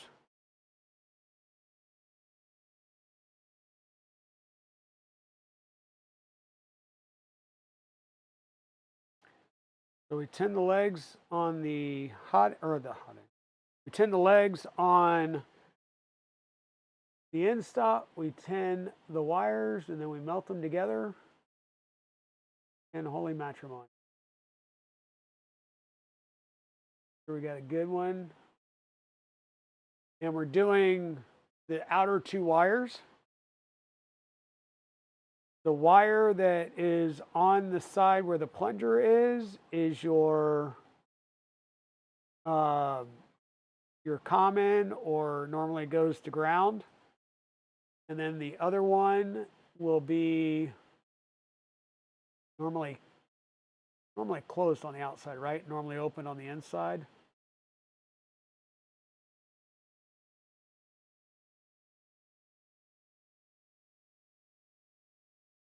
Okay. Need to do a little bit of heat to shrink tube on here.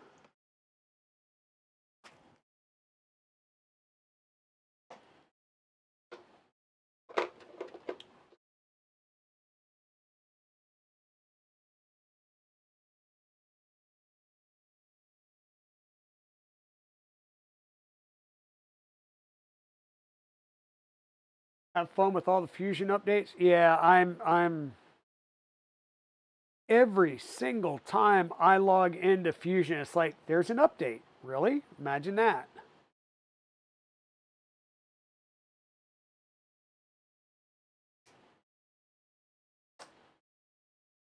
Leave that out. We'll just keep using it.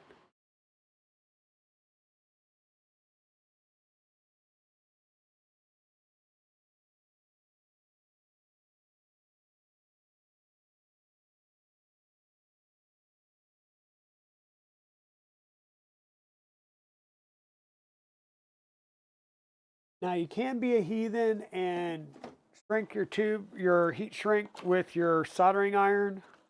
Um, I'm not. I'm going to grab my heat uh, my heat thing.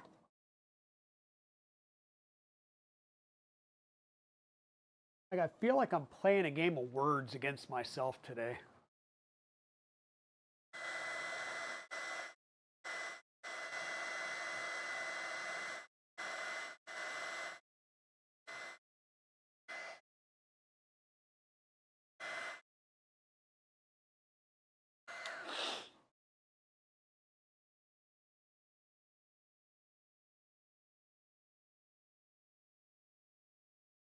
Okay, so there's that. We're going to grab our hub. We're going to move Ducky. And we're going to grab a 5mm bearing.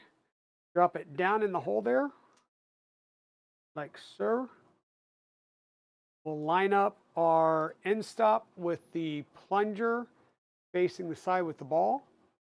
And we'll need to screw this down with some M2 by 10 screws. You can use your self tappers, or you can use standard M2 by screws. Just depends on what you've got. Just lost my bearing again.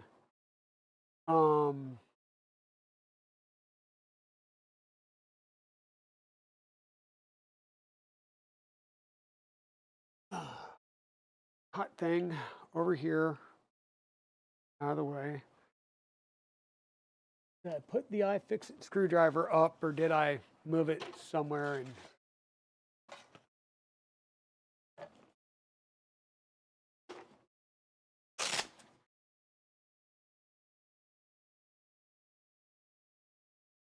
no, I actually put it away. Imagine that.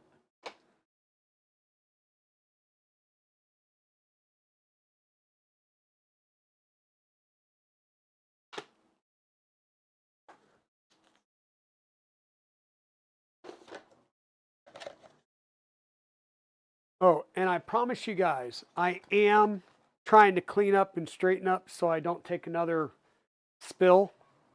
We don't want another broken dragon, though we did name the positron fractured dragon because it fractured my toe. It hurted me.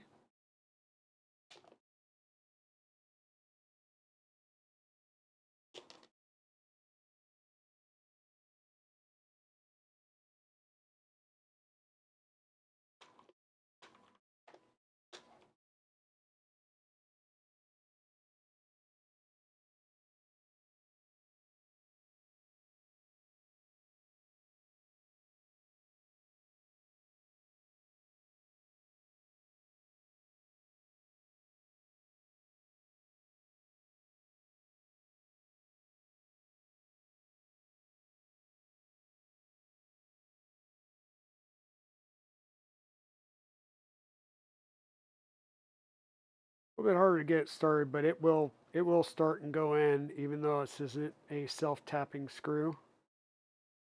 Self-tapper probably would be a lot easier to do. That one feels like it strips, so I guess I am going to go with self-tappers. So much for trying to not dig around for more screws.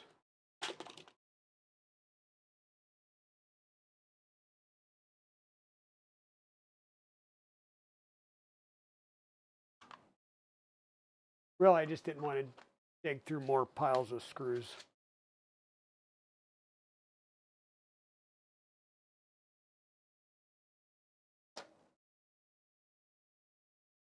Ugh.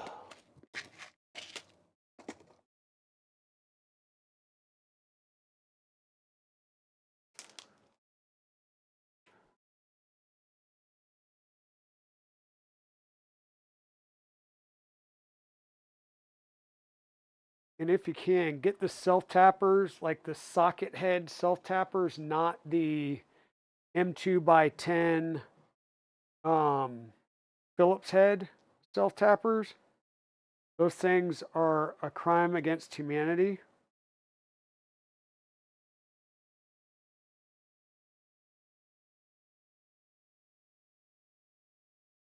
You have a life. That's why I don't play games. Well, yeah, I have a life too, and then occasionally I'll play games. And then, the games, I don't know. I play the game until like way like 6 a.m. and then that's a bad day because then the life, adulting sucks at that point.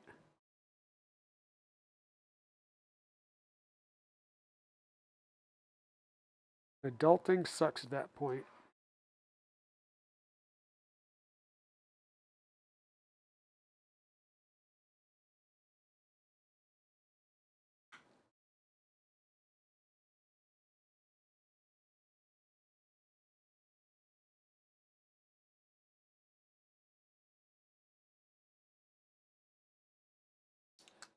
When you're done fighting the angles, you'll have a end stop that is mounted down in here. And then this will mount into the rear portion here. Or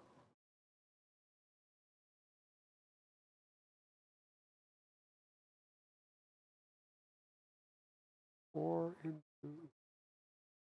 just didn't look right for whatever reason.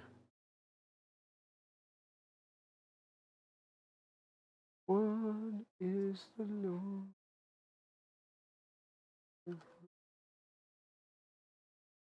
Come on, work with me.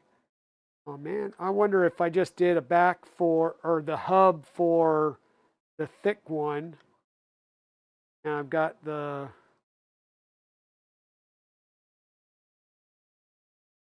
I did. This is a hub for a thin one, and this is a thick one. Urgh. Okay, so we're going to keep this in here for now as a placeholder. I am apparently going to go and find the thin ones, and we'll be reprinting the thin ones, and we'll just set our hub to the side for the time being, and we'll install that once we replace those.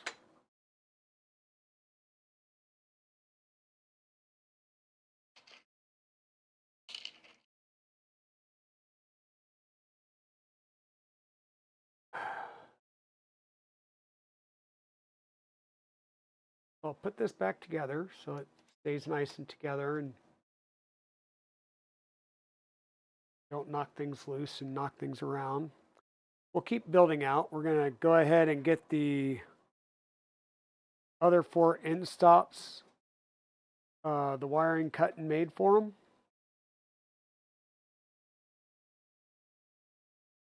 And the reason I'm going to reprint this piece is because if I go to reprint the hub and just reprint the hub, then I've got to dig these ECAS fittings out. They may come out easy or they may come out hard. And I guess I don't have to dig them out. I could just replace them, but yeah. Okay, so let's now go and get ready to do our 4 trigger pin wires. And we're going to get our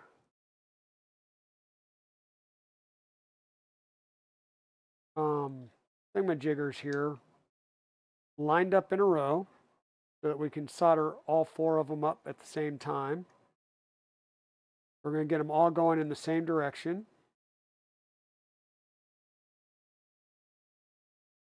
And our Omni fix those there, so we'll have. And what are we looking for links? And these will be for the triggers. So we need those are in 20s, these with levers. So what size do I have here? What size do I have here?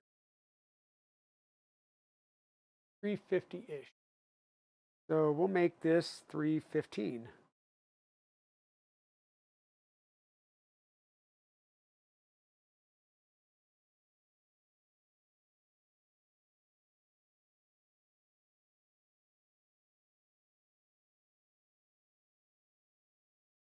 All right, there's a little bit of waste, no big deal.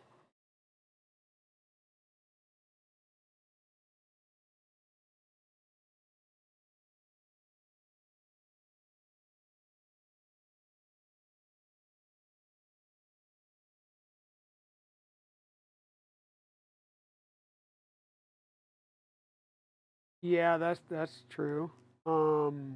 Regarding Fusion and SolidWorks. Finally put something back where it belongs. You're going to have a heart attack? Yeah, no kidding, right? So this one is going to be for we made this 315, so this will be this, or not 315. Damn it.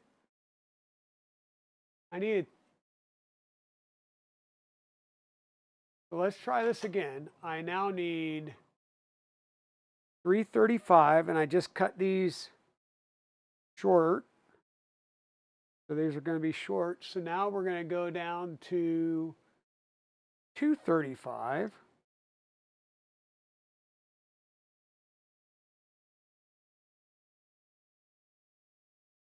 You guys aren't going to let me do that again. Who am I kidding? Yeah, you are.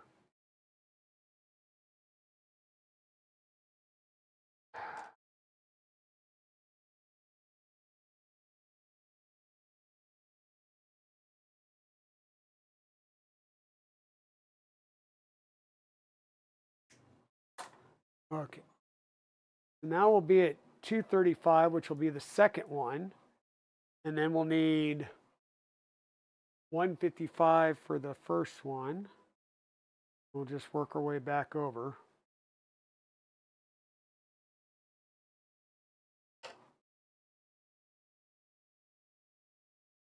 What I'll do now is I'll just go through and 10 all of the ends for all of these. And then I'll come back around and we'll do the wires one at a time as we cut them so that I don't misorder or mislabel things.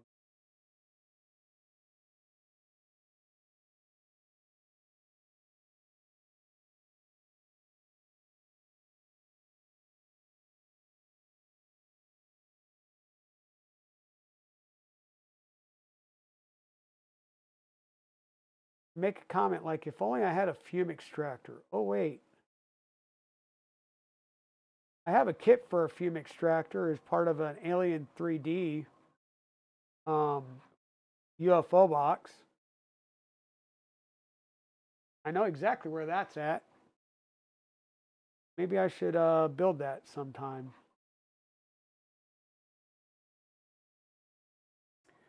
Okay, so those have been 10. We're going to 10 our wire.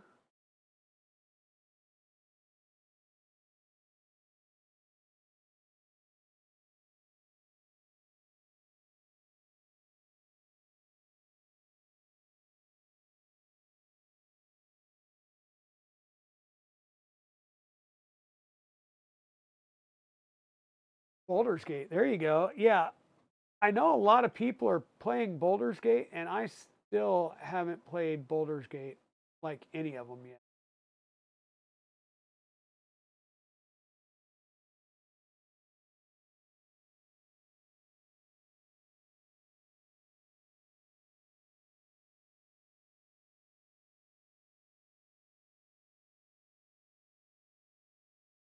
I know Fallout days are going on, and I was like, ooh, I could pretty much buy like the entire Fallout franchise at this point with the with the sale going on, and not be like massively broke. So that would be nice.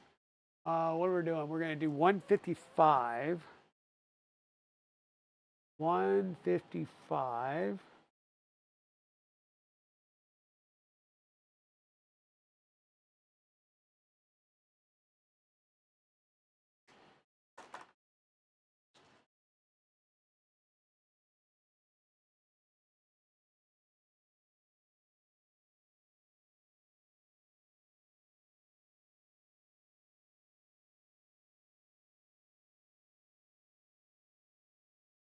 This will be the first lane.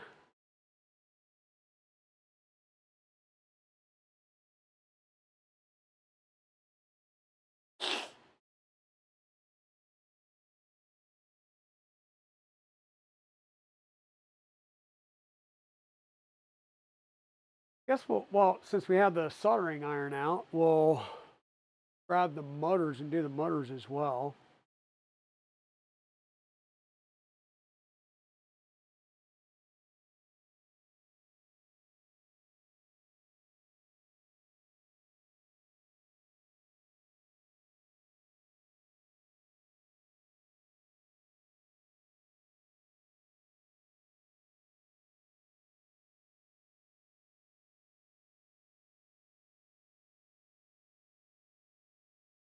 What's everybody else working on? How's everybody else's weekend gone? Or weekend? Wow. How's everybody else's week gone? Not enough time for all, exactly. Not enough time for all the games. Um,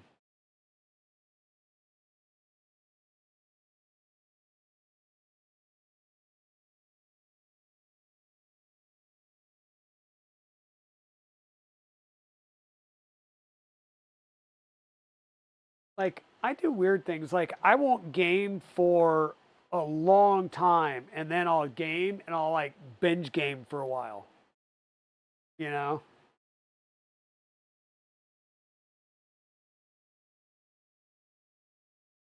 Okay. Next one up is going to be 335. That is 335.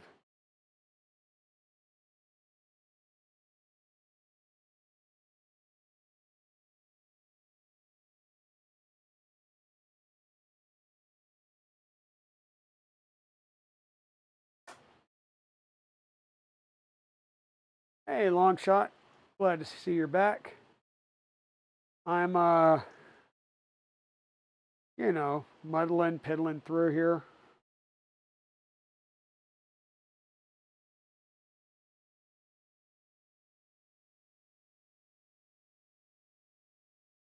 Think, yep, got all the right files. Apparently I've got the hub for the thinner skirts, but I printed the thicker skirts. So I guess now I'm going to have to, at the very least, print a thinner middle skirt section. or all three. Because now that I've put all the ECAS fittings in, I don't want to try and dig them out.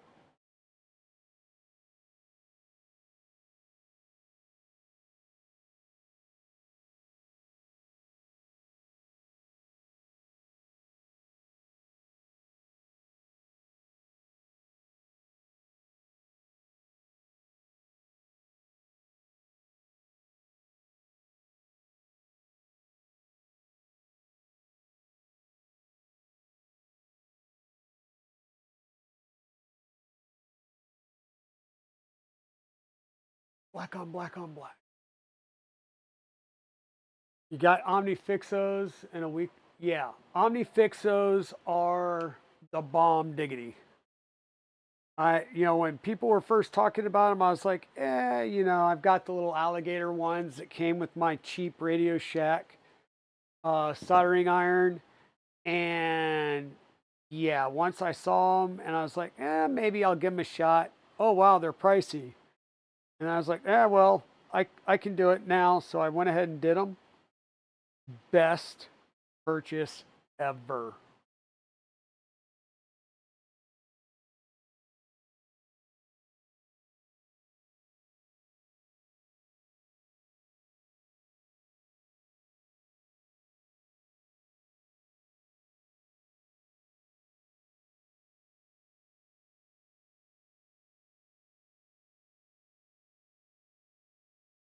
Like, I would almost say, like, deposit on a ring for a significant other, OmniFixos, maybe give yourself a little bit more time to think about that ring decision.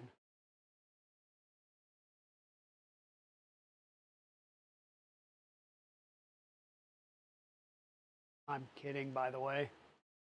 Okay, and then the last one is 435. That's funny. 235, 335, 435. Almost like there's a defined spacing there or something.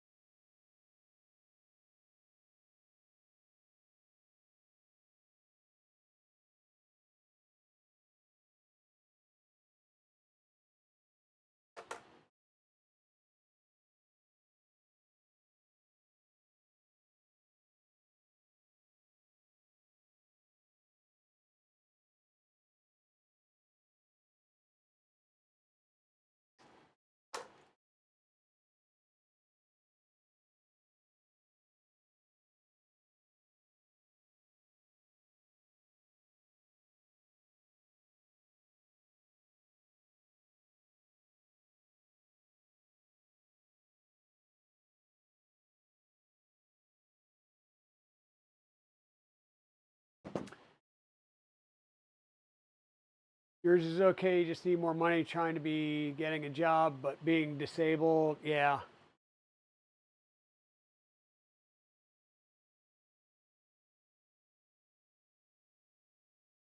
Yeah. Oh, I get that. I get that. I knew quite a number of people that were retired over in Germany that were on, retired vets that were on Social Security. And they basically would work that, like, they would go into work at, they worked at the, like, at the food court, and they would be there like 5 days a week. They only worked three, because it's one of those things. If you work too much, then they just take all your SSI, and then it's like you've got to work 5 times, like 5 regular jobs to be able to make it up or whatever. It's just stupid. Was Peasant Stream supposed to be starting tonight? It was yesterday. The one with Kit Kiln, Kit Kiln was last night.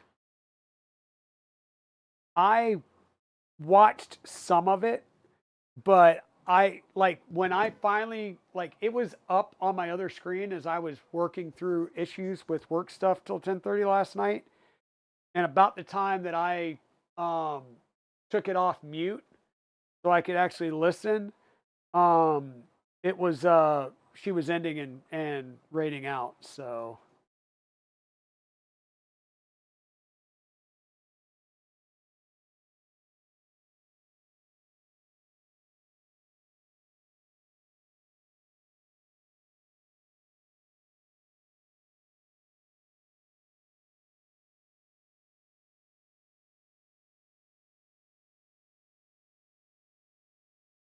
Okay, so there's those four. We'll cut heat shrink tubing and do some heat shrink on them, and then I guess we'll find our four motors.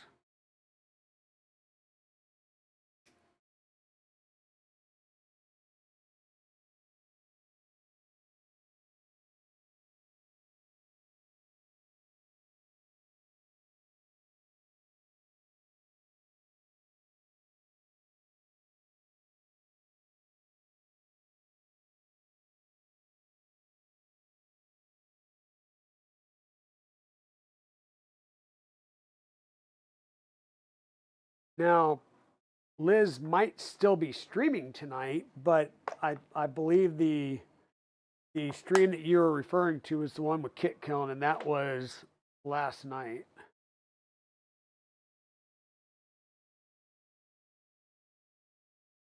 So we'll put our heat shrink tubing on, grab our heat gun, and shrink this down. And that'll be our end stops for the triggers.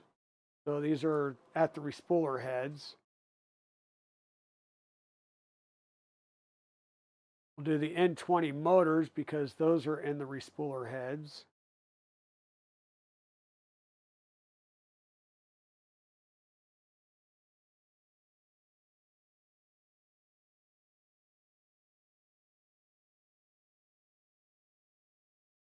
I'm not going to do the LEDs just yet. I may do those off stream. Depends on what tomorrow brings. Maybe I'll get up and do them Saturday before the stream. But did we have the...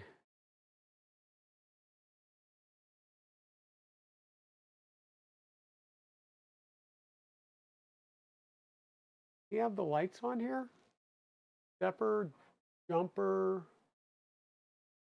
Yeah, the WS2812. Those are the lights. 130 and 130 tape.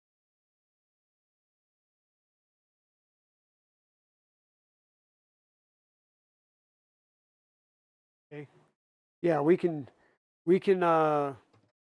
got links for the lights, so we'll do lights as well. I'm going to go ahead and heat shrink.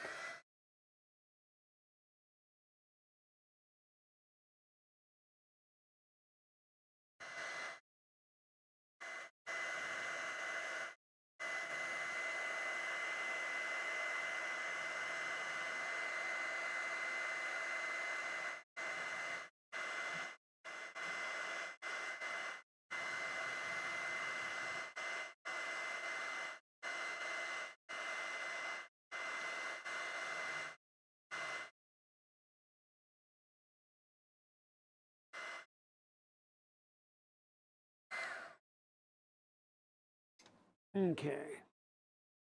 So there's our four end stops for the for our respoolers. Now we need to find motors. Were not in here. These were just no motors there.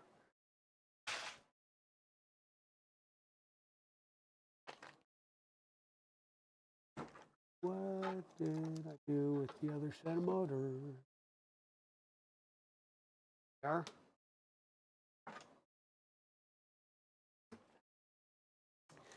And these were the four motors that I got from Isix Tech. So the motors that we use here are N20, 6 volt, 500 RPM. I'm going to set these up with the positive on the left. We'll do positive on the left, negative on the right.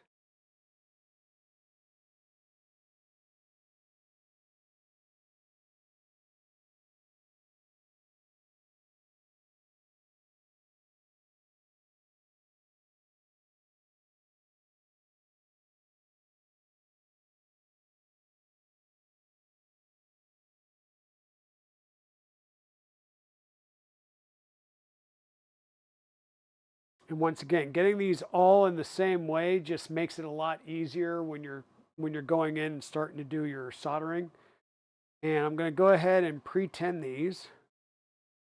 Not pretend, but pretend.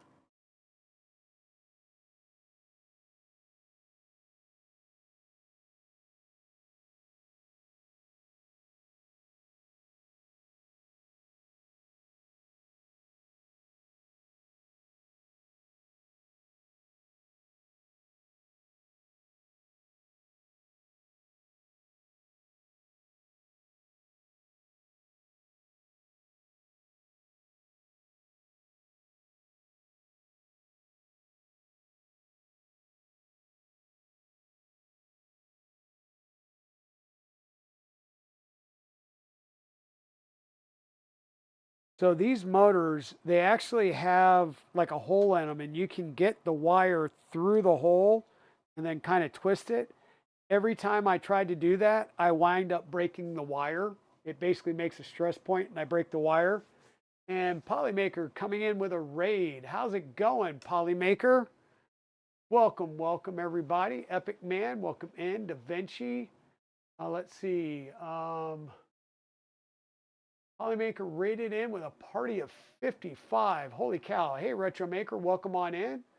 Hybrid Robotics, thank you for the resubscribe for 12 months. There's Pez Liz.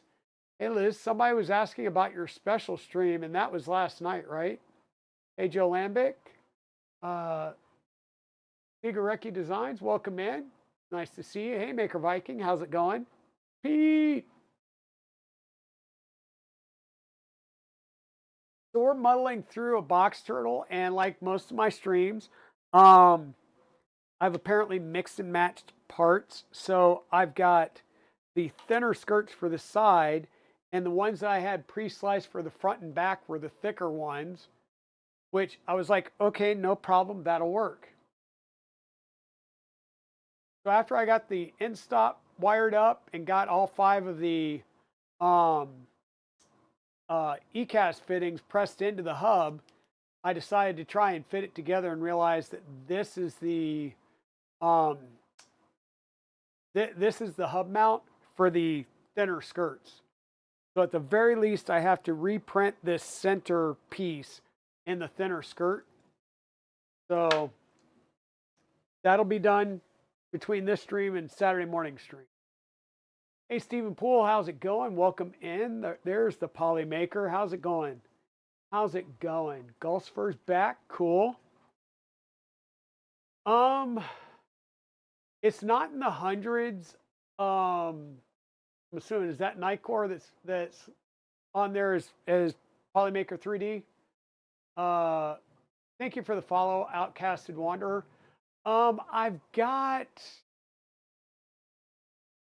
I'm probably close to 30 now that I've built. Hey, Nightcore, welcome in. Yeah, I've got about 30 that I've built. And believe it or not, what we're doing right here is we're building a box turtle. I know, funny, isn't it? But this is purple, orange, and black. And this theme goes well with Kyber Dragon over here, which is our yeah. So this is Kyber Dragon. This is our LDO Voron 2.4 Rev C kit.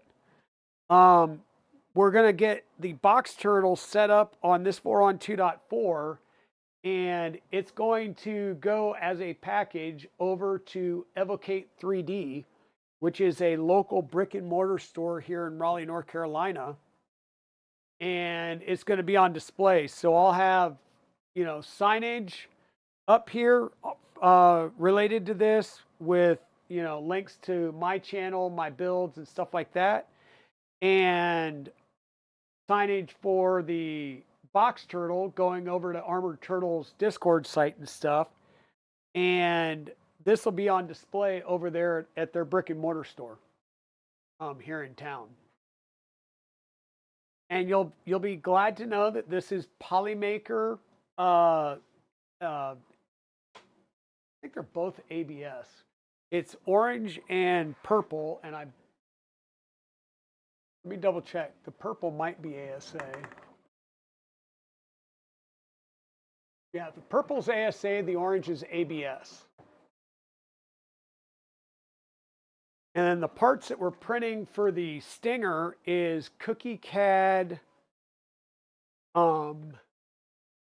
Dark Magic, and Ambrosia.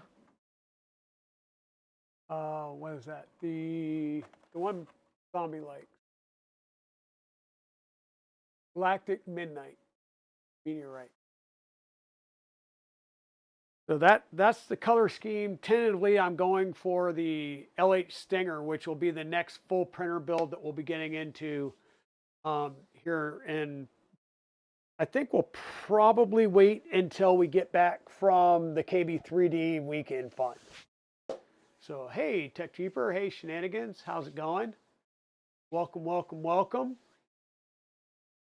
He's built at least like three, maybe more. Are you talking about box turtles, Tech Jeeper?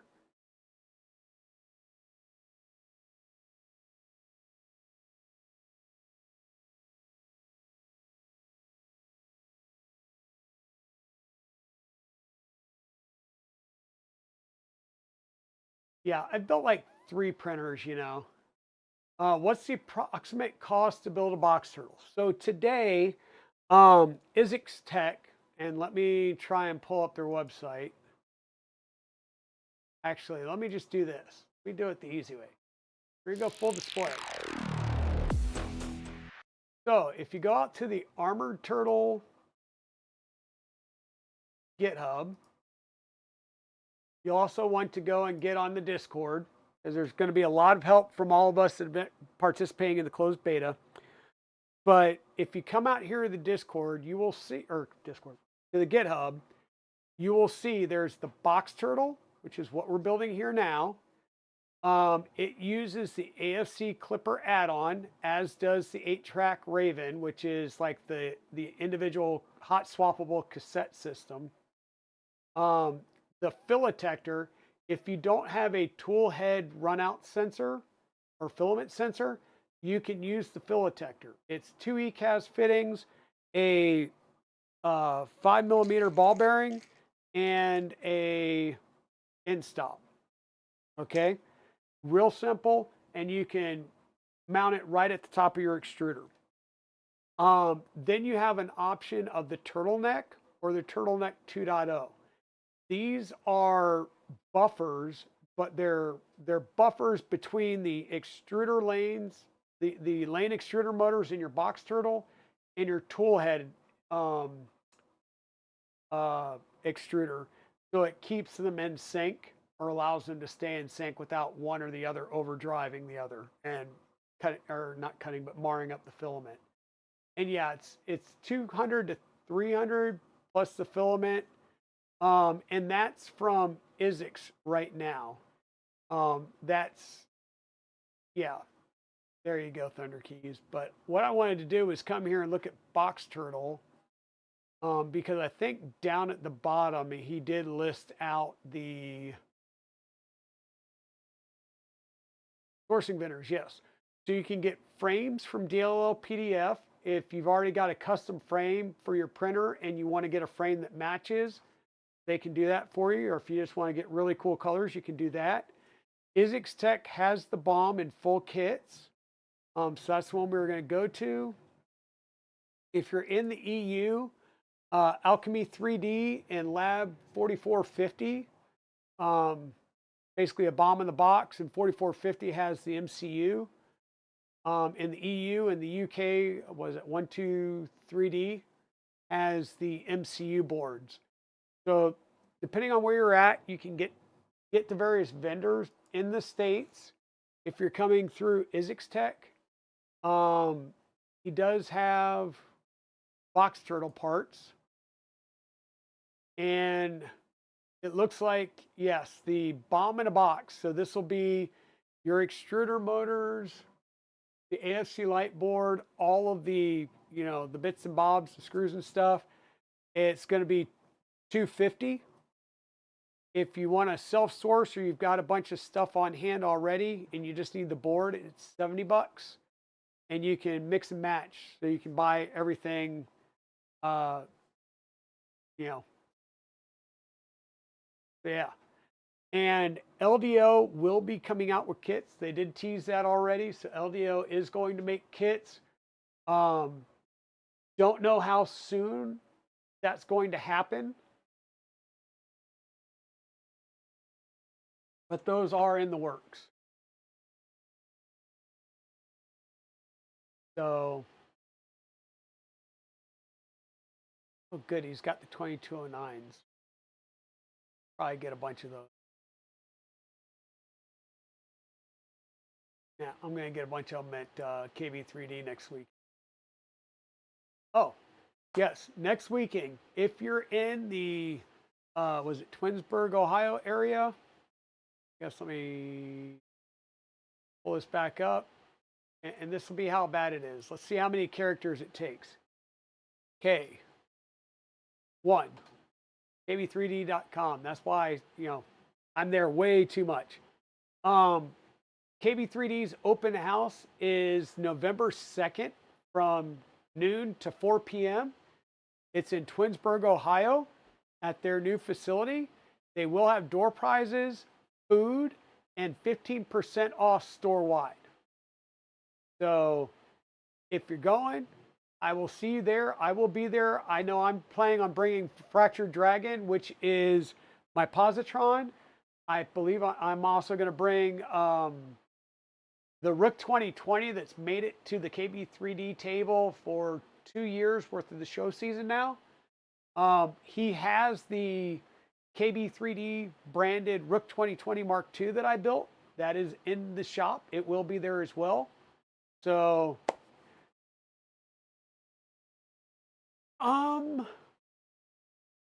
honestly, Ash, I don't know if Armored Turtle's on Instagram. He's on Discord. He's on X, Twitter, and he's got the GitHub. I do not know if he is on Instagram. And for those of you that are interested, Maker Milo did a good YouTube video on the box turtle. It gets, it's a well done, well edited YouTube video. It's not like my live stream rambling. Here's how we build 4 different box turtles, and each one I build slightly different order. But that's just me and my brain working. But yes, we are now out of the closed beta. We are in open public beta now. So the files are out there. And like I said, it's 4 Team of 14 extruder stepper motors, 4 sets of gears, and N20 motors. Those are the big ticket items. The rest is just like screws. There's a 3010 5-volt fan and the AFC light board, which is $70 plus drivers. So yeah, not too bad at all. And at $250, it's really a decent deal, especially if you do like, if you come out here to Bamboo Lab. Now, mind you, they've got their sale going on. They've got their Black Friday sale going on. But if you want to come out here and see accessories,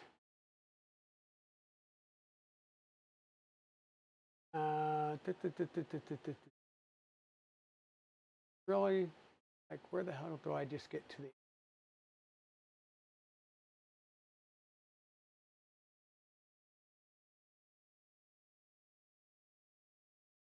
Where's the AMS stuff at?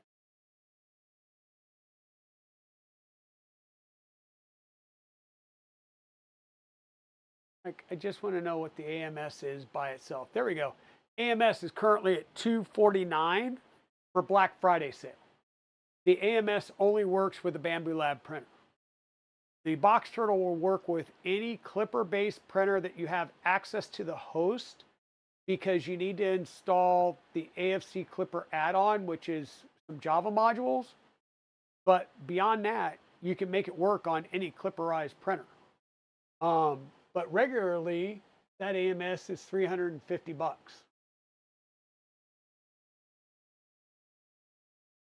Right? So this is going to be cost competitive, and it works with a lot more things. They're barely sale. Well, you know, once again, I'm really thinking, you know, if I can get this printer over to Evocate, I may see if what they will be willing to make me an even extra special deal for, because they just started carrying bamboos in house. So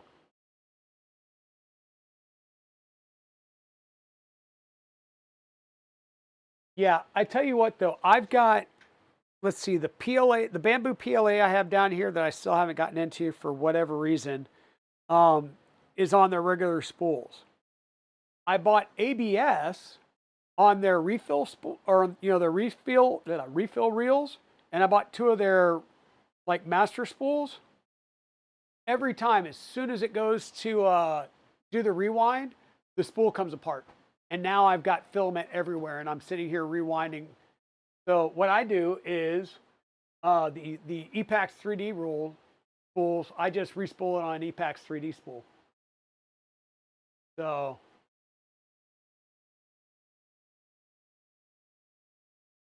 yeah, that's the price because it's always on sale. I don't know. I mean, I bought mine. I've got the X1C combos, and I bought them both that way. But yeah, yeah, I'm not happy with the bamboo refill spools. Really not. Not at all. Um, but yeah, where were we? Oh, we were doing the N20 motors, which are the respooler motors up here. These are the little, whoop. Yeah, I got it in the clamp, but these are the cute little motors. And you want to make sure that they're 6-volt, 500 RPM motors. Okay. So I'm going to go ahead and I've already pre-10 the terminals on the motors, and my positive is on the left side. So now we need to do, I've got my black wire out here, so I'm going to do my negative sides first, and then we'll come back and do the positive sides, because I have to go grab the red wire because I didn't grab it for whatever reason before the stream, because, you know, preparedness, right? And we're going to be doing the N20 motors here. So first one's going to be 205.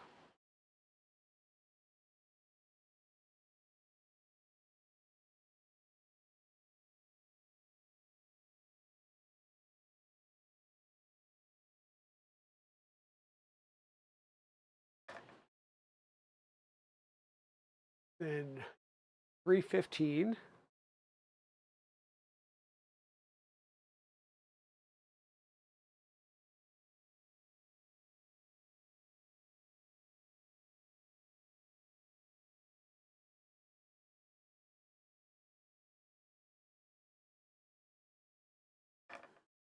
Then 415 and 515.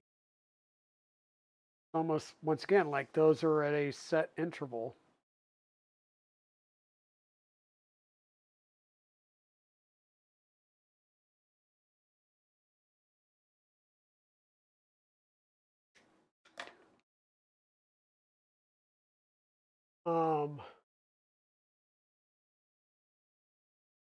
Yeah, it didn't take you. Yeah, so the spools that come with your printer, whether it's P1S or X1C, they're not full spools. They're full size spools, but they're like sample reels, so they're like half spools. Yeah.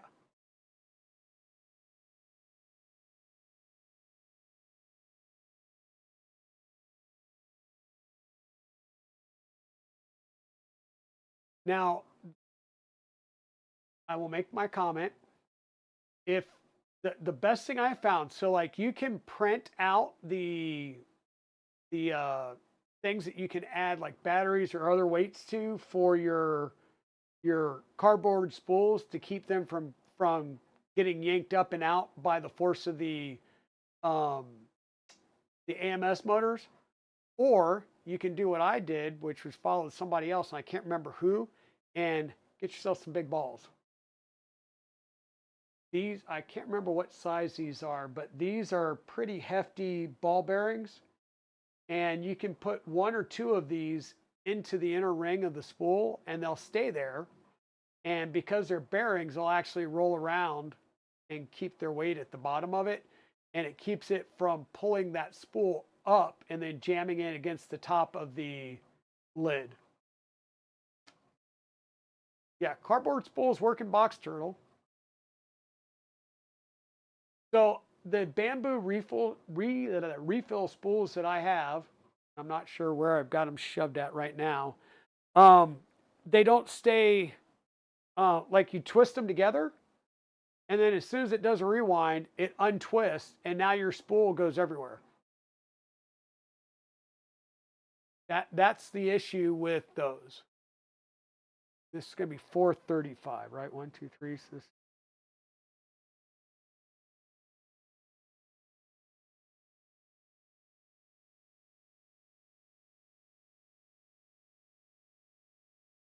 so like I said, what I'm going to do is I'm going to go ahead and install. I'm going to go ahead and solder these up, and then I'll go dig out the red and do those.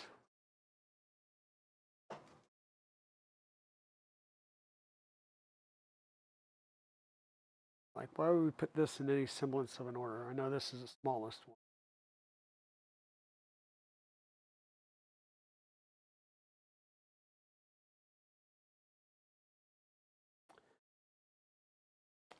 And here's the other thing to note when you're soldering up these wires. The way these go in the part, they're going to sit in there like this, and your wires are going to have to come up and over and around down into the zip ties. So don't solder them straight on and don't solder them from the bottom. Solder them, I'll say, from the top edge. So that way your wire is already like this, and you're not trying to bend it up at an unnatural angle, because the printed part, let me find the printed part and I'll show you. Let's do a little bit of show and tell. That piece and this piece. So your motor is going to slide right down in this groove right here. The flange of your gearbox will slide down in there like that. Okay. This piece is going to go over the 8mm rod, and it's going to slide right in there like that. That's why I'm saying your wire is going to need to come up and through this central gap right there, and then it's going to feed back down through some zip ties here and then underneath. So you want your wires to be soldered on the inside and going to the top, so that it's easier to get them routed without breaking these. Because once I've had to do that. I've broken the dang wire, and had to go in and redo it like numerous times. Like 1.5, 2 inch. Your printers have no balls. I beg to differ. Your printer does have balls. You have a linear rail on your printer? And yes, the miniature battle bots that I built use N20 motors. I just don't know what the gearbox is. Unhinged, yeah. Yeah. I'll make sure that I put this back in the right spot.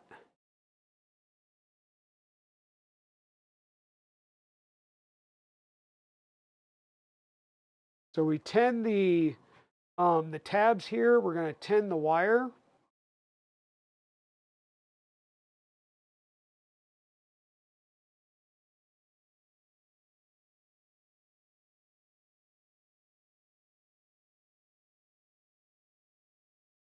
And once again, on the inside is where I want to, how I want to solder this. So we'll heat that up,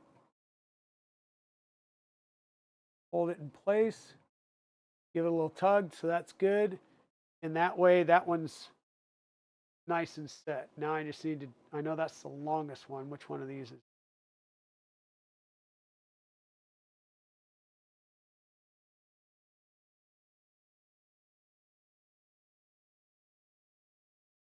Not that it really truly matters, just as long as I get the right lengths matched up when I do the red ones, but trying to keep them in a semblance of order so it makes it, so it helps my mind right now.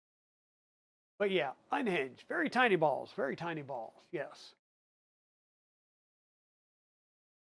And Liz was nice enough to give me props on one of her streams. It might have been Kit Kilns, it might have been the one before. She said that I am very gentlemanly.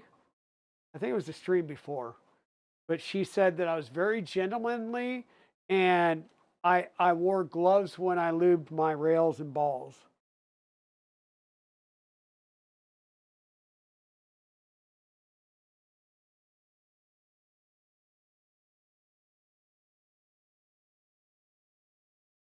Okay.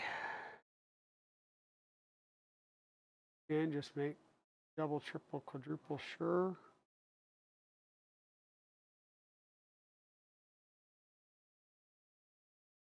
Okay. We're going to do some looking here. So one of these should be 415. Yeah. The next one's supposed to be 515. And how much you want to bet I made it 435 instead of 515?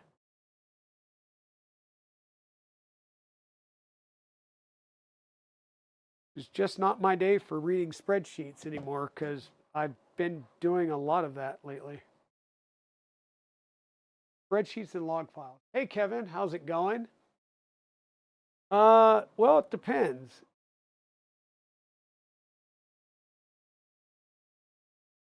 If you're doing an MGN7 rail on something, it's going to be kind of small. Be some very small balls. If you're doing the MGN15s, they'll be a little bit bigger.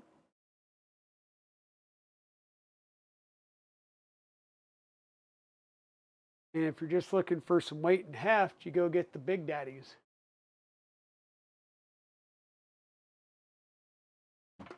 You are a gentleman and a scholar, and we love the lube gloves. Yep, yep. Always keep a box of them handy. Got a tube of lube, and I'm ready to go. Okay, so this is going to have to get recut because in our infinite wisdom, we can't look at the right line on the screen. So, fourth motor, 515. Say it with me, folks. 515, 515.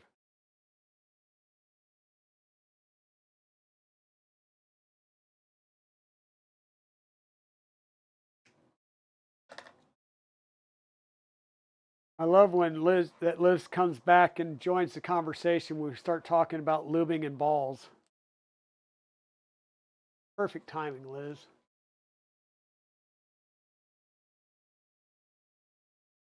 All you have is AC/DC in your head now? Yep. Yep, yep.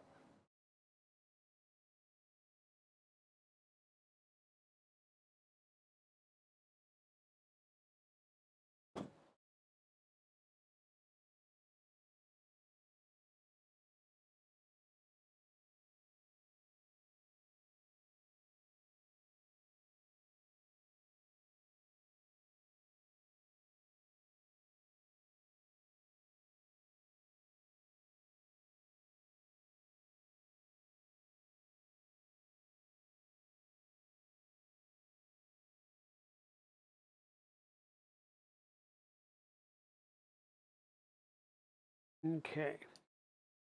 There we go. That was the negative side. Let me grab the 24 gauge red. Do the other side of these. So let's help me out here. Let's just highlight a row. Start doing the smart thing. So 205.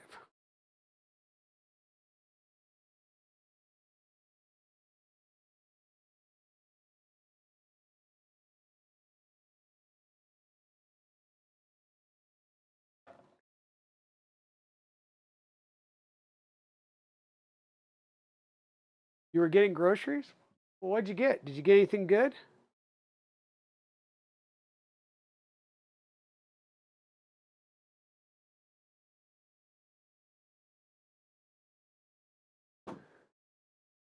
Did you get anything good?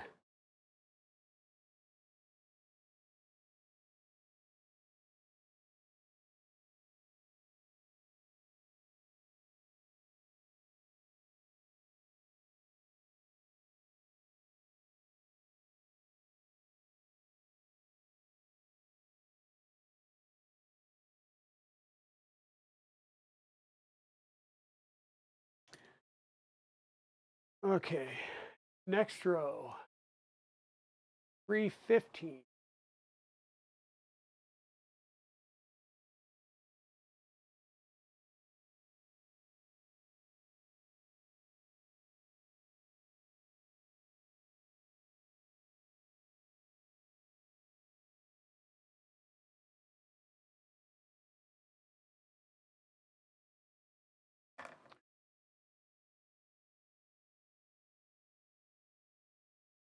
Going through all 51 of these vulnerabilities released today for some firewall products. Oh, that sucks. Sure, I have no idea which firewall products you're referring to.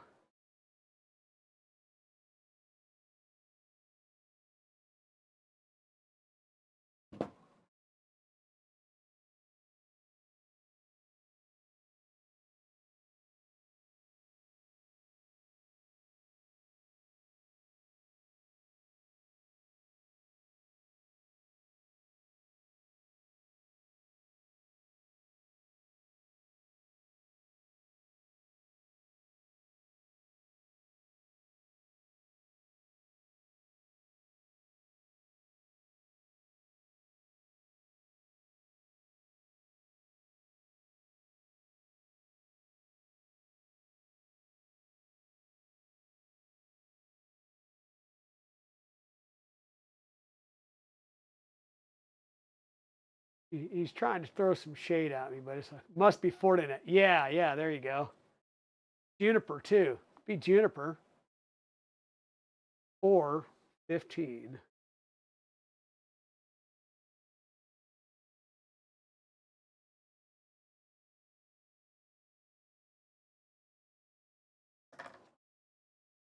Hey, Matt Guy, how's it going? Yeah, how many can you build? So we've got, there's a 4 into 1, I don't want to say, so like you've got, I'm building the 4 into 1, 4 in, 1 out, like rear hub setup for my box turtles. Then there's a, what do they call that? Groupie?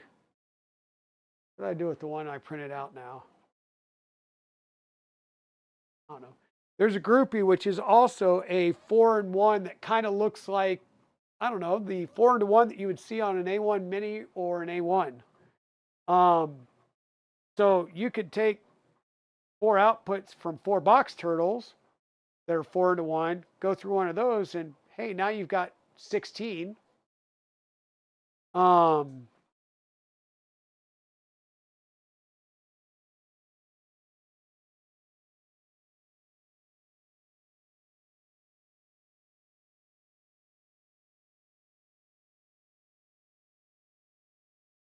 and quite honestly, you can have more than that because Maker Milo built a 5-lane box turtle or his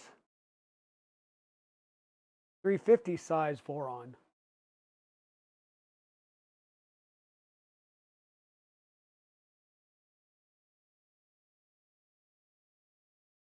So, and so you can size this up and down.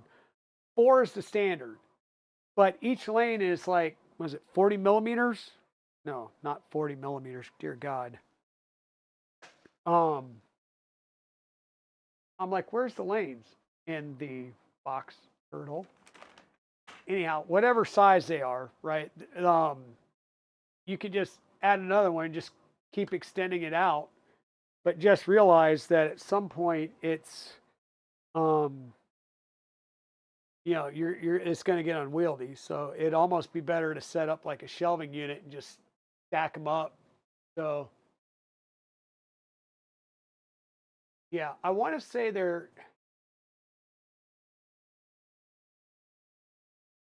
I don't know if there's a limit in Orca for the number of tools or any slicer for that matter. That may be the limiting factor right now is the number of tools a slicer supports. This is going to be 515.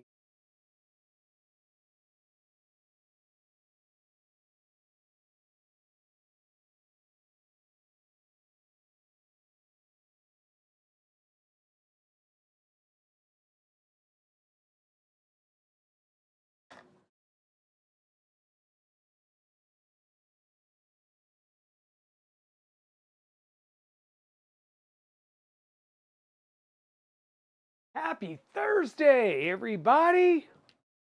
Thanks, Liz.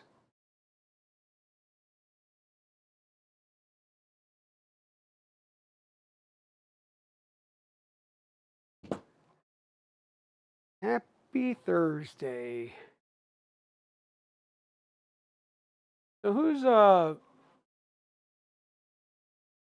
who's streaming tonight, Liz? Are you or Zombie streaming or both? I know Jano is.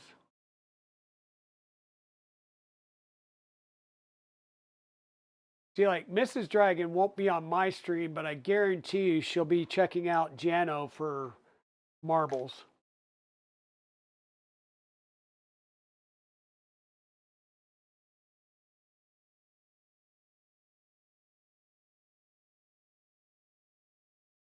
And I make statements like that, but actually, when she's out of town, she does tend to lurk in the stream occasionally, and she won't say anything because if she says anything, then she pops up and I see her.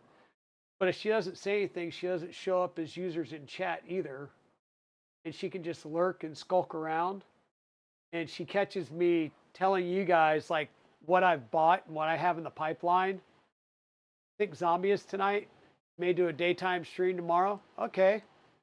Well, I may listen in tomorrow, or let me rephrase that. I will try to listen in tomorrow as I'm working on a slide deck because that's what I love to do on Fridays is slide decks. You think Pezliz loves spherical shiny things?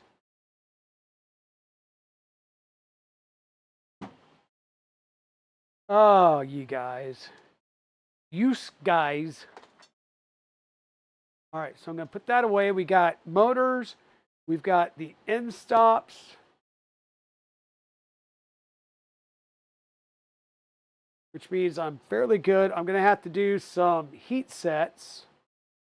We'll break away some print and place supports. Ow. Break away some print and place supports. Put measuring device away. On. Let me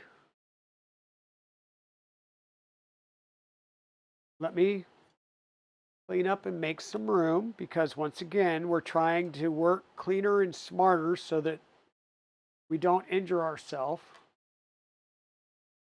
No printers were harmed. No printers were harmed. That's a critical thing. The Dragon Ego got a little bruised. but no printers were harmed in the making of the fall. The OG Physit tool. Yeah, well, actually, it's better if you got a pair of them. And that just did not come out right. But yeah, it's better if you got, well, darn it.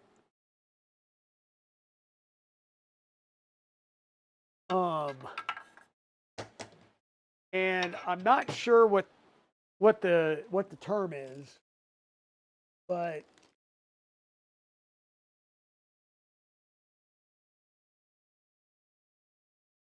the Japanese where you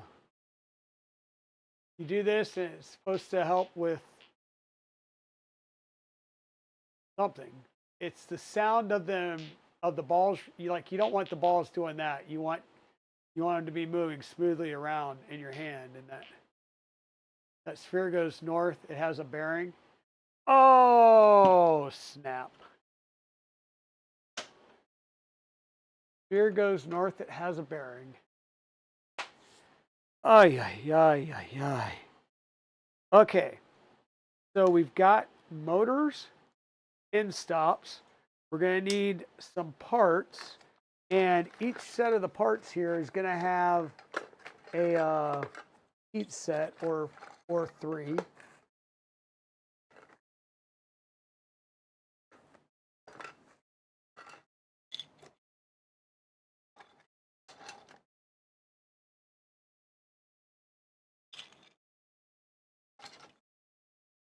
Okay. That one. That one. One.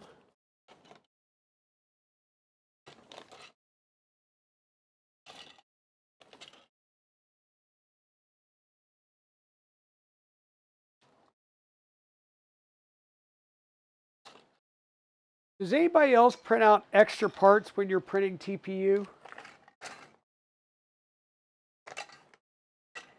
Like I only need 4, but I always do like I have a whole other set of wheels in case I need them. I don't really have a whole other set of the feet for whatever reason. I always tend to. I think it's because I take it out and I have to dry the TPU. So I just like, well, if I'm dried it and I'm printing with it, I might as well print as much as I can with it while I have it out before it gets saturated again. So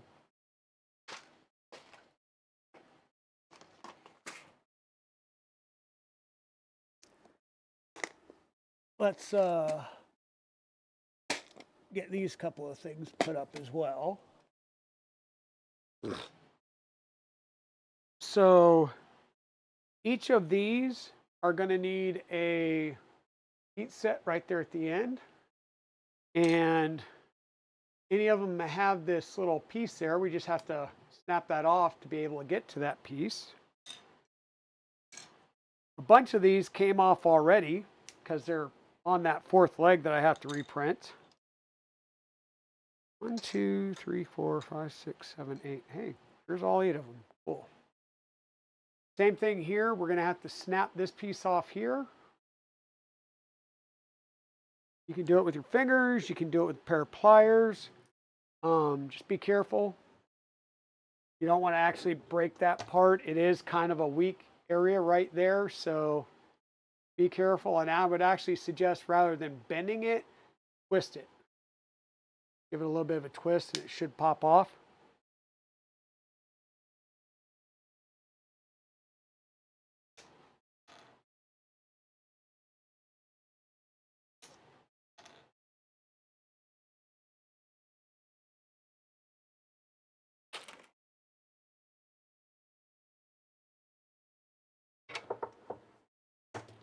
Okay. Heat press.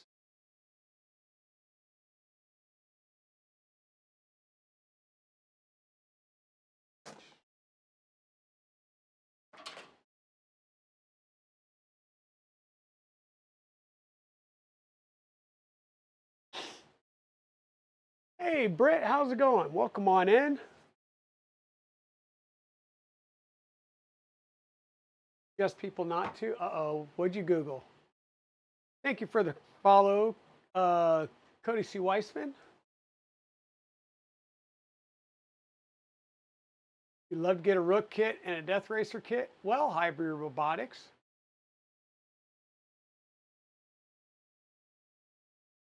Benoit. Um, that kind of sort of sounds like possibility, but yeah, if you spell that wrong, I think you're going to get a completely different thing. Yeah, Phantasm was the little ball that had the spike that came out of it, right? With Pinhead. Yeah, you'd love to get a Rook kit and a Death Racer kit. Well, KB3D, I believe, has both of those and 15% off at his open house next weekend. Rich Experiment just went live as well. Yeah. Bowding balls. There you go. Thank you, Kevin RS76. There you go. And it's like a feng shui type of thing, right? Or something like that. It's to help you center your thoughts.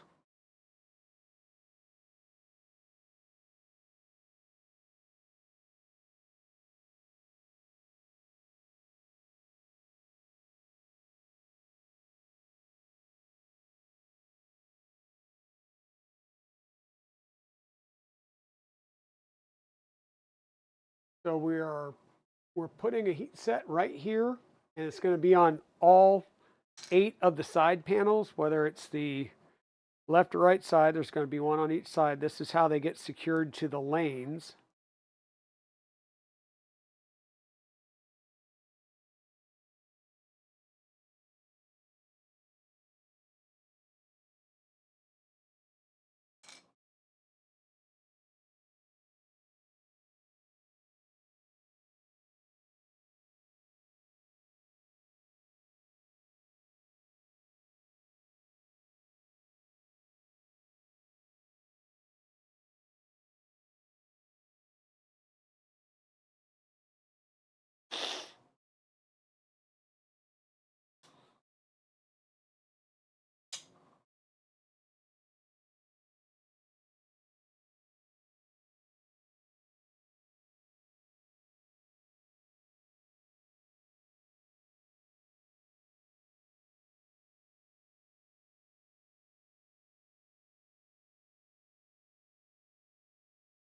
Well, that was Hellraiser. Okay, yeah, yeah, that is true. You are right.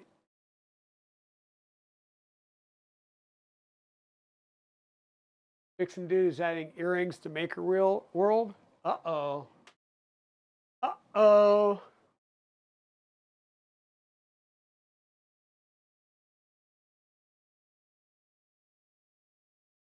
You have to travel to 15 different school buildings. You're going to be whooped. Oh, yeah, you will be. That my wife did that every day.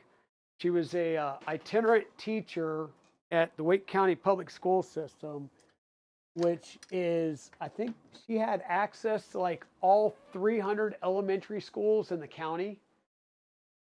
And it was crazy. Tacos!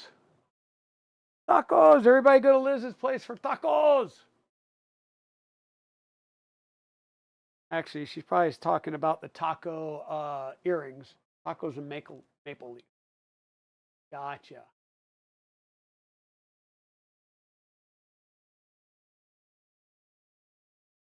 And like I said, this next, not tomorrow, or God, not this Saturday, but next Saturday, November 2nd, in Twinsburg, Ohio, Darrow Road.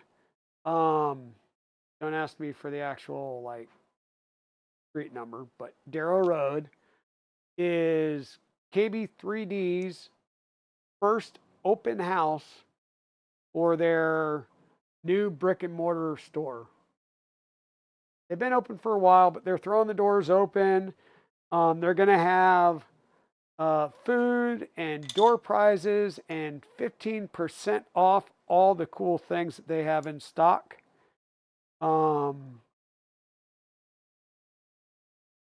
They you need to, well, they're asking that you fill out the form to register for it because that way they know how much food to order to cover everybody. So, of course, my response was food, like, no, have coffee. Like, have coffee. No, I already told them I would show up early, but only if they had coffee. Okay, and then on this piece, we're going to do one here, one here. We'll have a magnet that goes in the front and an ECAS that goes in the bottom. So we're going to focus on just doing the heat sets right at the moment. But we will be doing the other things.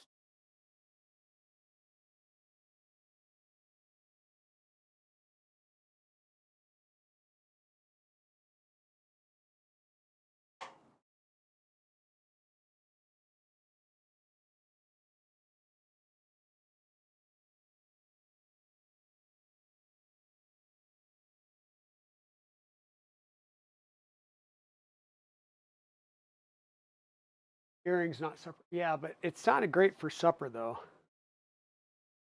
I mean, tacos does sound good. I went and had a massage Monday night, and normally when I go get a massage, when I'm done, I go over to Tijuana Flats and get dos tacos. And this Monday night, my massage was later than usual, so by the time I got done, they were already closed. So no taco for me. I went and had wings at Hot Dave's Chicken or something like that, and yeah, that we'll just say that was a mistake. Um, Not going to do that one again. Ow. Excuse me. Chucky darns. That was a tad bit hot when you put your hand on the heat set that was at 300C on the other side of the one that you were trying to line up.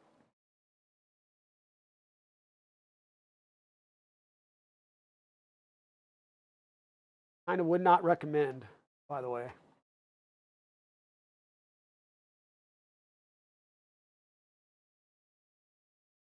Candy corn and coffee nexty. Okay. Yeah, if you haven't burnt yourself doing heat sets, have you really done heat sets yet?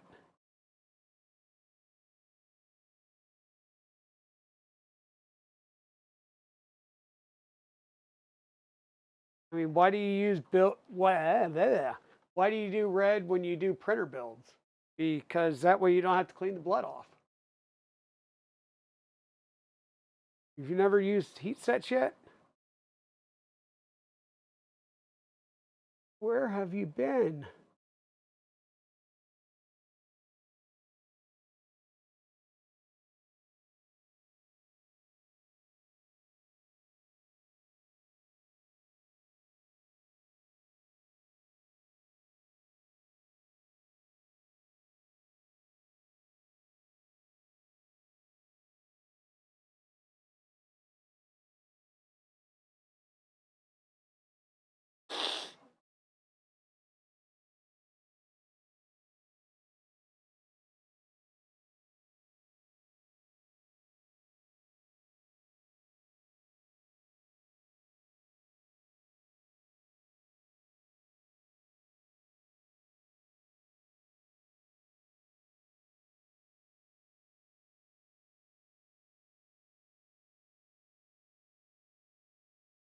Okay. So we've got that. Like I said, we're going to need more ECAS fittings on these. It'll probably be easier to do now. Oh, don't forget to do the ones at the bottom of these little half rounded pieces. Hmm.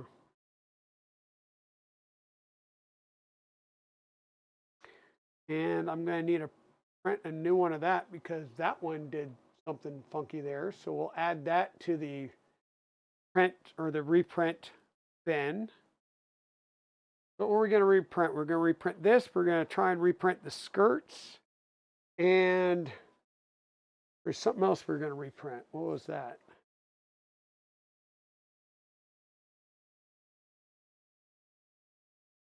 Oh no.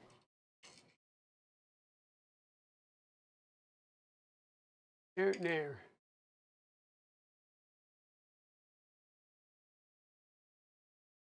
I like those earrings, but you don't have a multicolor printer. Well, I hear Bamboo has a sale going on.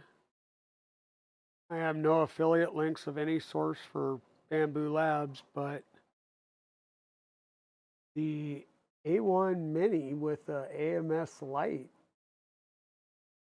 you know, do earrings on those all day.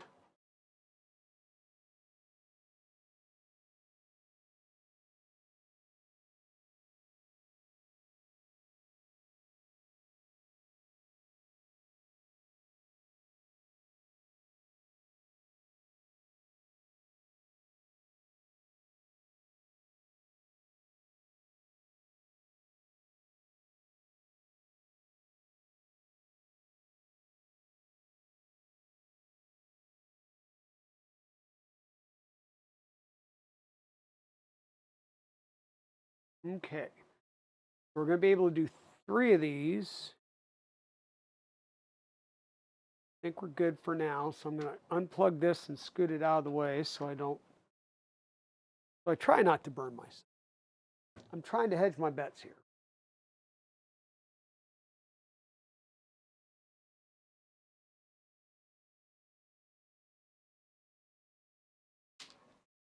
Okay. Where do we want to start?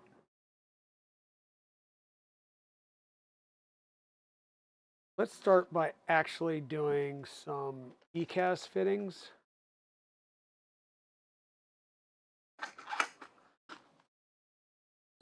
Let's get some ECAS fittings ready.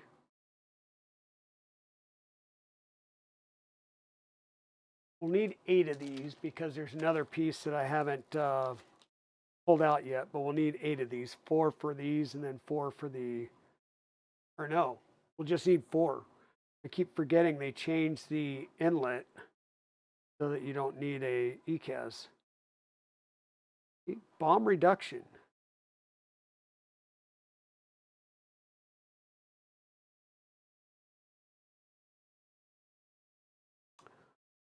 Bomb reduction.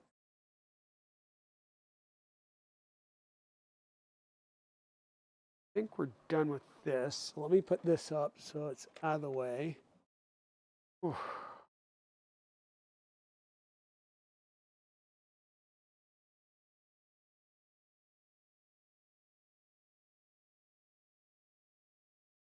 I'm gonna put this up.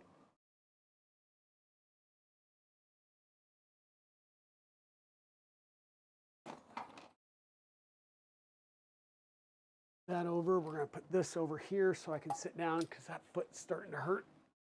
Oh. Hey, Petty Ruxpin, how's it going? Welcome, welcome, welcome.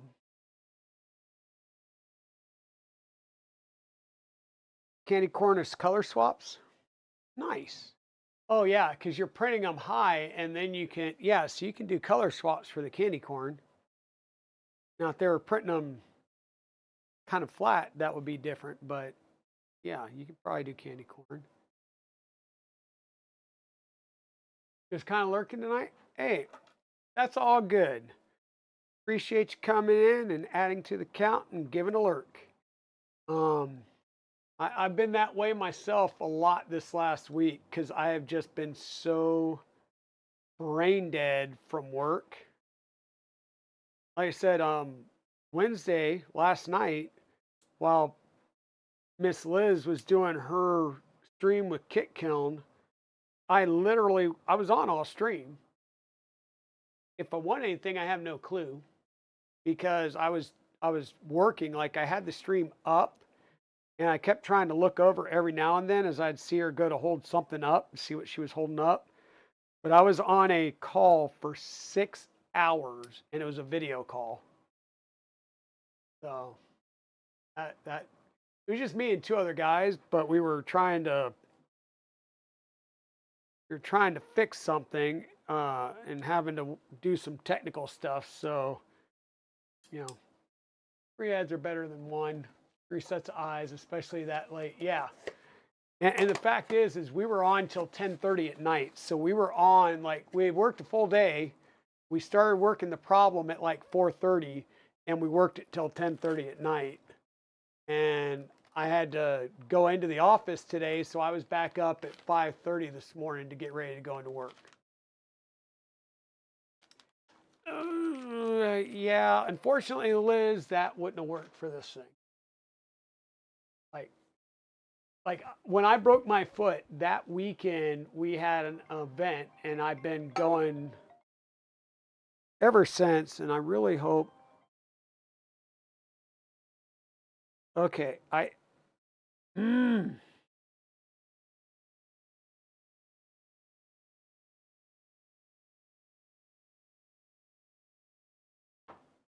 damn politics, and the phone calls are about to drive me insane. So you can try and push these down in there. You can use your Nipix. Just be careful because once again, it's thin right here, so you don't want to break it. So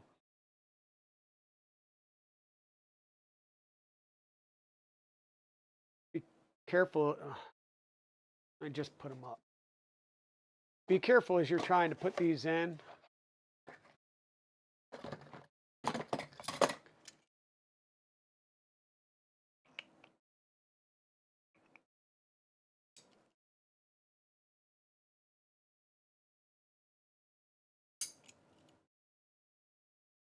You don't want to break them.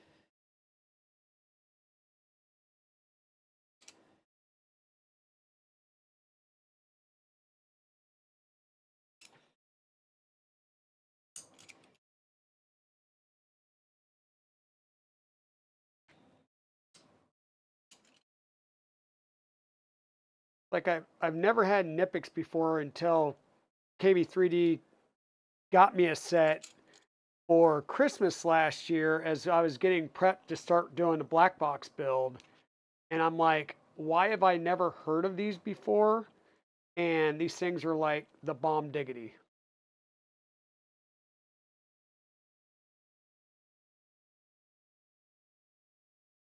They're right up there with like must have tools like the OmniFixo.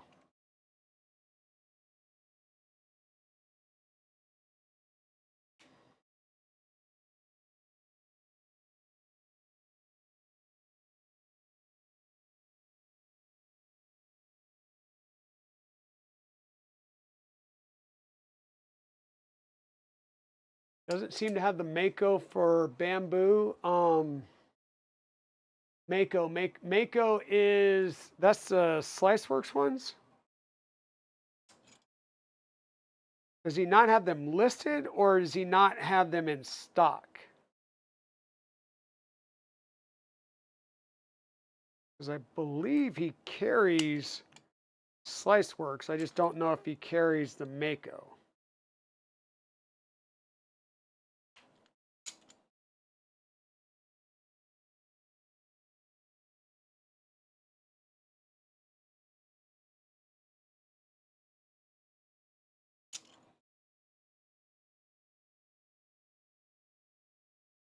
Like, I'll definitely give him crap about it.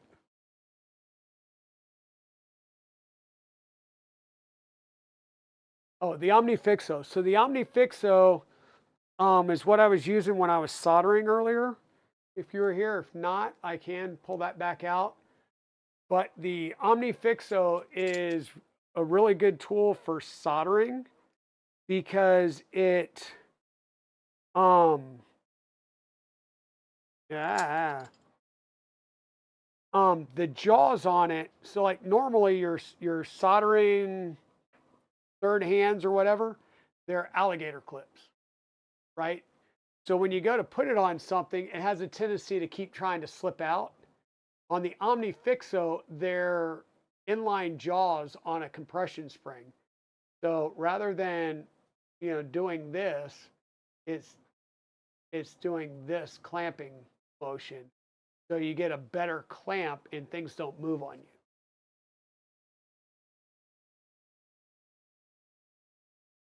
Yeah, it's not cheap, but it is worth it, and the frustration that it saves you, and everybody on the channel that has seen me use it and then have gotten it have loved it. Yeah, it's a parallel clamp, and it's the same types of clamps. Like that's the same clamping action I use with.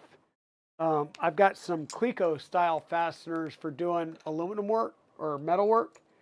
That's the same type of concept. And it's for pulling sheet material together when you're getting ready to rivet. So, yeah, Makos are okay. So they're back ordered. Gotcha. Gotcha. Okay, so we've got the ECAS fittings in. We can add the magnets a little bit later, right? We'll do that at the end because we've got to match the magnets here and then the magnets on the front piece. So the way we're going to start is we're going to grab our centerpiece here. We're going to grab our first motor. Once again, we want our wires coming up out of the top. The front flange of the gearbox slides down into that motor. And actually, I want to, before we do that, I almost forgot, we need to put our 10 tooth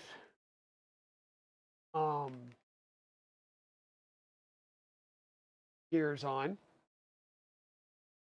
These are printed 10 tooth gear, and it'll mate to a 24 tooth gear that we'll put on the 8mm rod, and that'll be our gear reduction drive.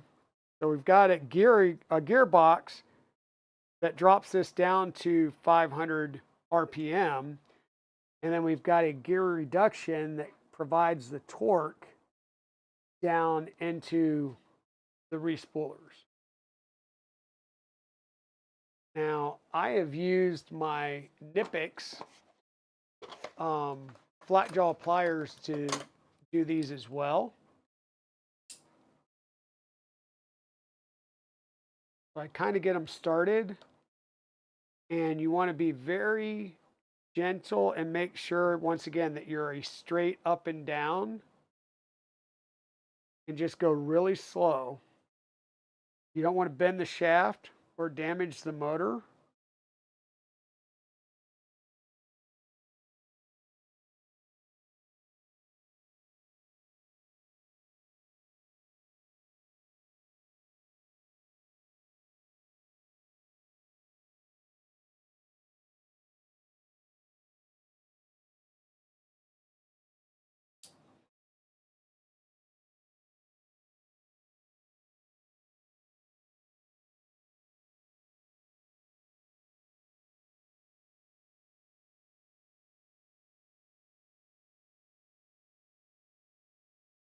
You just want that flush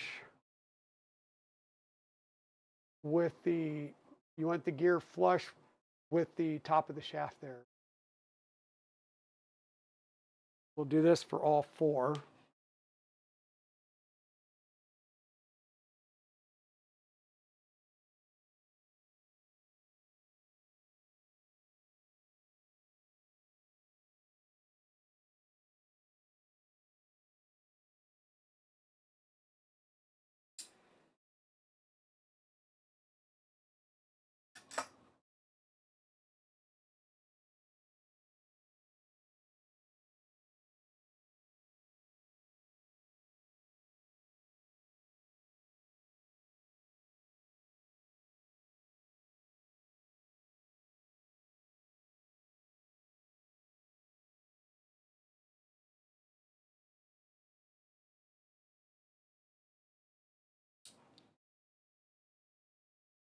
Yeah, hopefully. I mean, there's going to be a lot of Black Friday sales soon.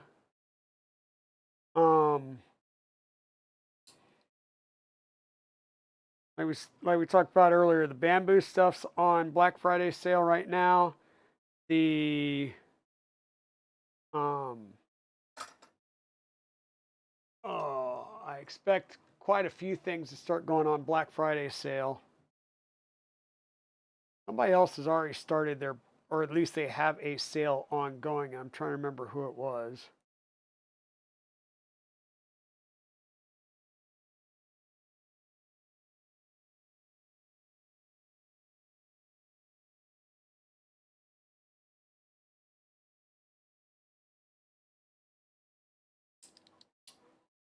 Yeah, Black Friday isn't what it used to be. It used to be the day where you went and you did all your shopping and one day and it was in place in the store. And now it's like a month and a half long event. There you go, the 20% off.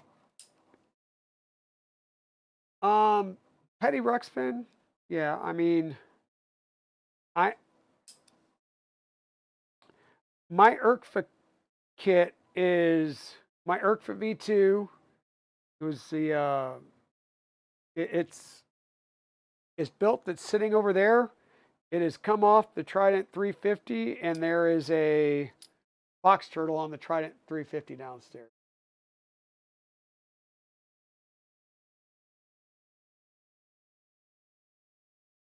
And how about this? Is there anybody going to KB3D's event that is interested in a ERCFA kit?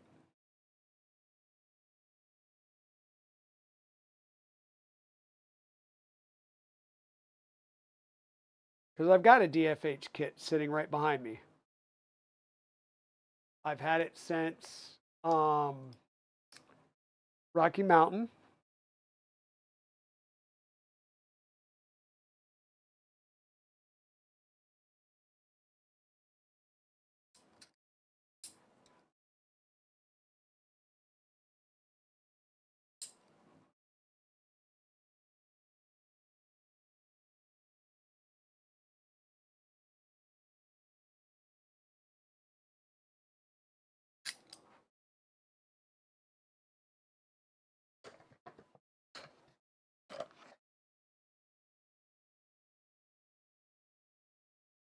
Yep. Um, yeah, ERCF is most of a smuff. That is true because ERCF is, well, let me phrase, Prusa is heavily based on smuff, and then ERCF uses a lot of the concepts still. Now we're going to take a motor and we're going to press the front flange of the gearbox down, and we'll take, darn it, I still can't put this darn thing together. Because I need to get the rods, and I was going to scavenge the rods from these, but I have a feeling I'm going to have to break those apart. We can go ahead and get our uh, service loop here.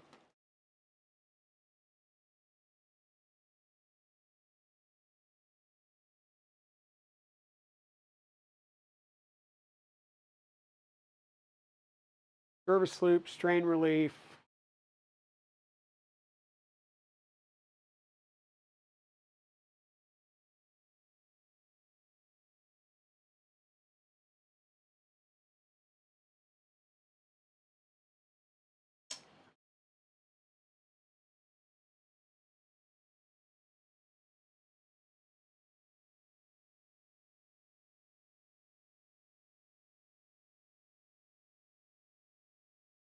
It doesn't have to be a huge amount of strain relief, but you do want some strain relief.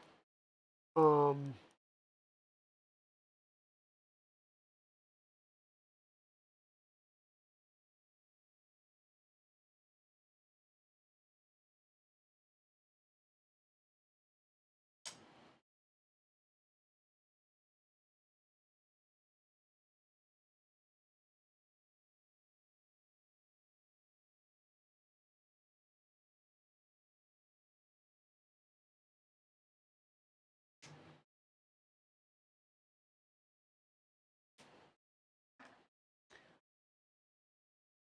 So we've got that done. And really, this is going to go over that rod there, and we're going to have a bearing in there. So we got that kind of set up. We'll get them all set up that way, and then I'll have to go and we're either going to break rods down, or I'm going to have to. Or actually, it's 9:30. We'll call it a day because we're going to have to do rods and the 24 tooth bearings on the rods, and then we can get things put together. So once again, get our zip ties in here for strain relief.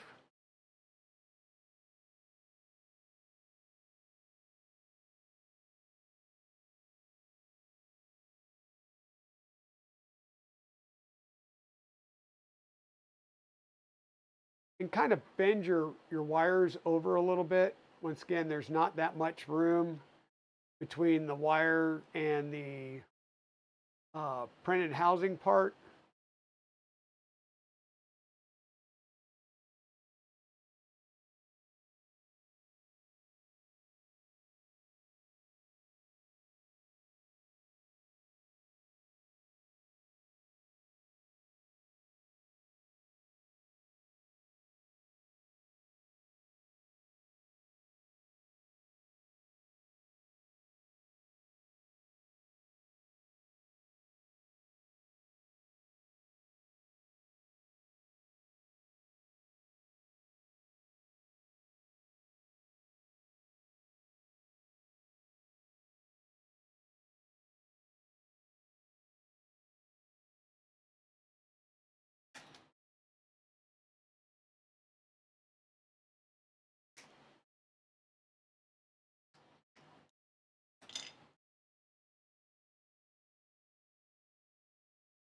Two. Now these should work. They're just too long, but I don't want to get up.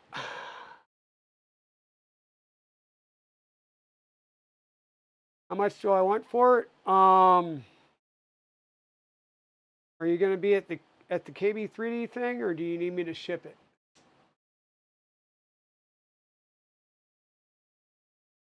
So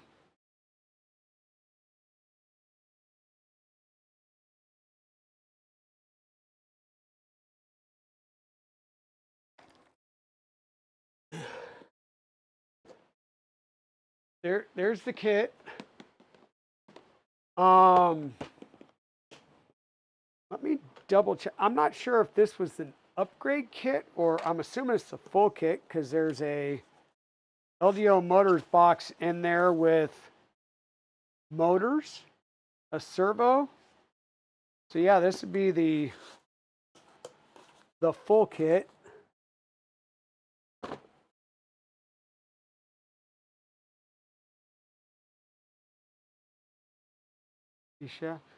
This looks like a full but small kit. So this looks like a 6-lane.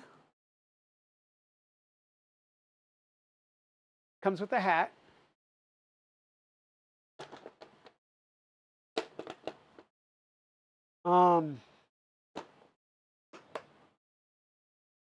I mean, I have no idea what it runs on the site, but I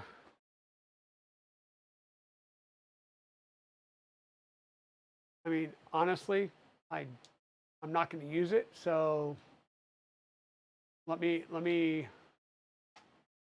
check something real fast. I don't want to.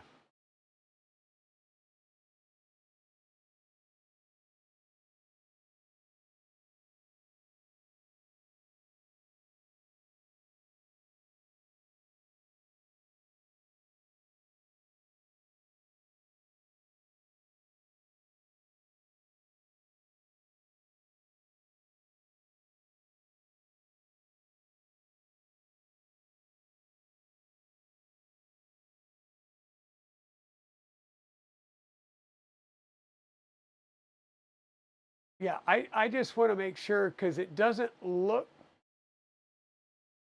okay.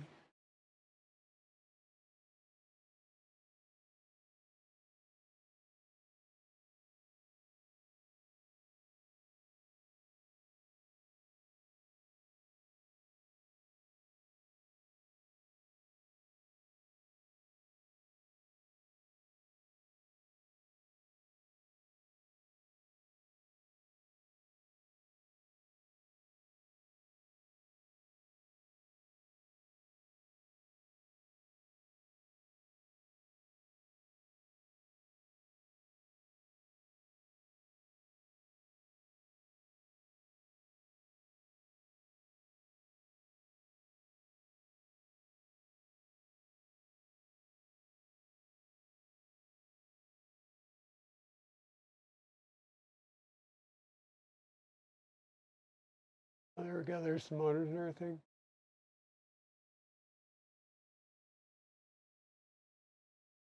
Yeah, I mean, it looks like it's, I don't know if it's the 4 or 6 cart. It might be the 6 cart. I honestly don't know. Um, but yeah, if you DM me on Discord, I'll let you know. I've got something in my mind, but yeah, I'll let you know. You probably will like what I have in mind. You're in Texas? Okay. Yeah. I can make it happen for you though. Yep. Okay, so we got this one in there. We need to do some zipped ties.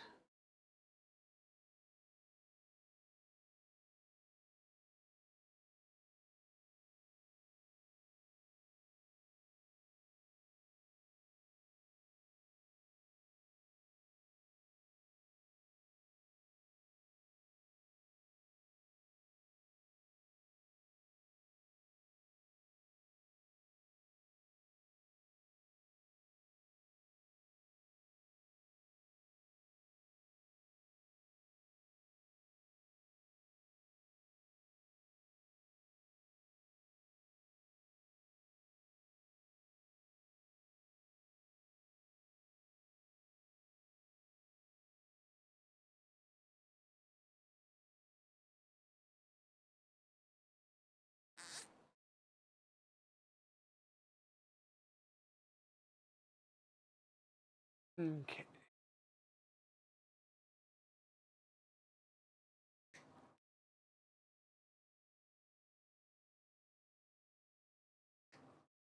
Biggest thing is just don't cut your wire when you're cutting the zip tie, because that would lead to a bad day or a worse day if you're having a bad day. There's that. There's the last one.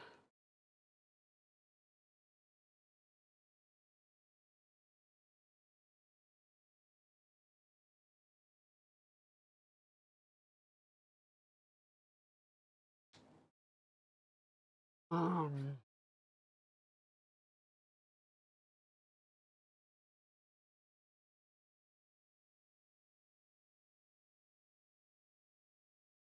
you're not going to be able to get any filament next month. Why is that?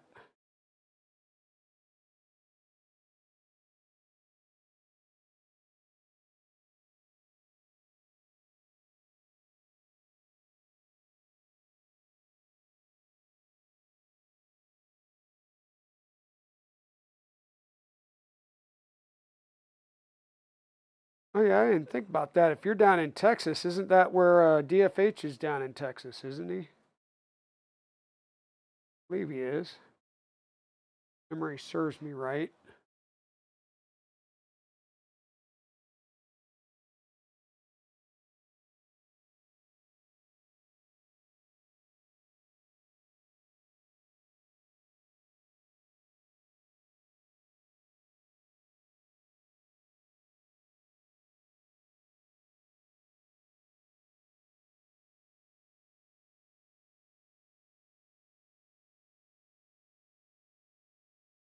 Yeah, I understand that hybrid.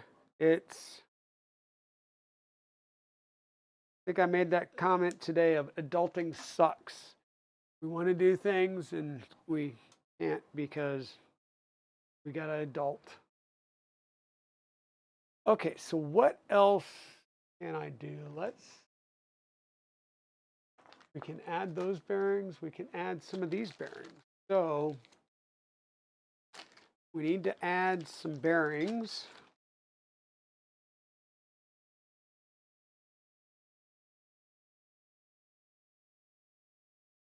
And some of these bearings, when you get them from China, they've got some type of shipping wrap all over them.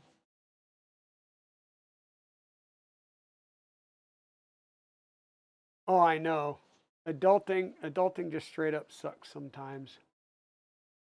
So we're just going to take these, we're going to put them down on our flat surface, make sure there's nothing up underneath them. And we're going to press them into these circles. Now the circles aren't perfect. They've got a flat up at the top, but that's what helps make it nice and tight fit. And you want it to be flat and flush with that edge. So we'll do this for all 4 of these, or all 8 of them actually, 4 on each side.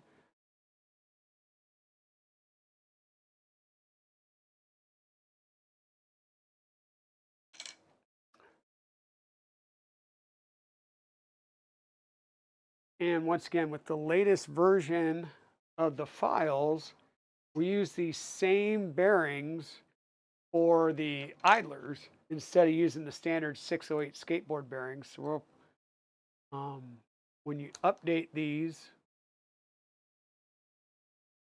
or when you get these, if you've got 608s you had planned to use to build these, then you've got 608s you can use for a bunch of other projects. And luckily enough, there's plenty of projects out there that you can use those bearings for. So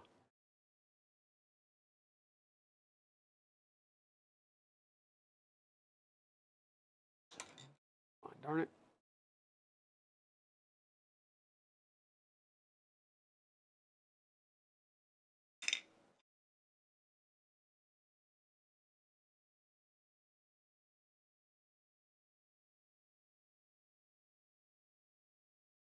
You want a refund? Yeah, that would be great, isn't it? Like, where's the complaint department for adulting? We need to have a talk to them about this product. It sucks. Well, dang it. What is going on with this one?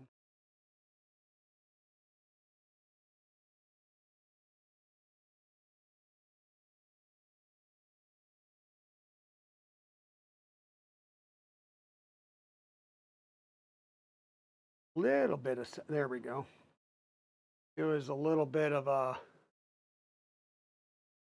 hanger on that overhang, so we got it squared away there. Probably be a little bit easier if I get up and do some body weight on this instead of just finger weight. And not throw it on the ground.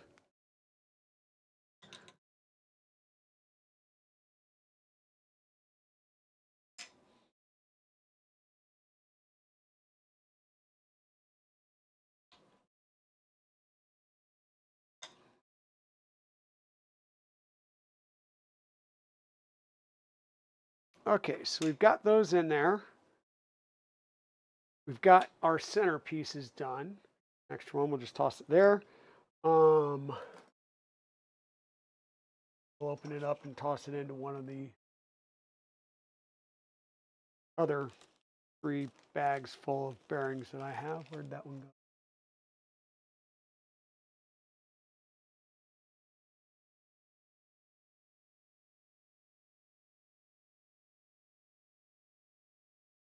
Okay, so there's those bits and gubbins. We'll need 4 of these. Like I said, I don't know. I've got plenty of these. I can sand some more down. That's not a problem. These will be connectors for the lights. That's that. That's that. Okay. What else can we do real fast? We can do the small bearing. Small bearings. Really.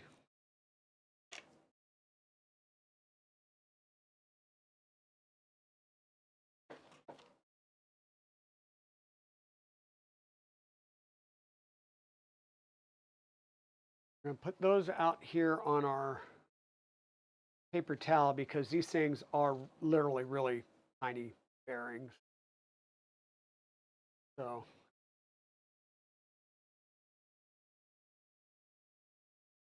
different size bearings, right? Slightly different. So what we're going to need, or what we're going to do here is we're going to take a bearing, we're going to pop it right there. There's that little groove, and there's a full back ledge here. So we're just going to drop it, kind of hold this at an angle and drop it down in there. And then we're going to take an M3x8 and screw it in.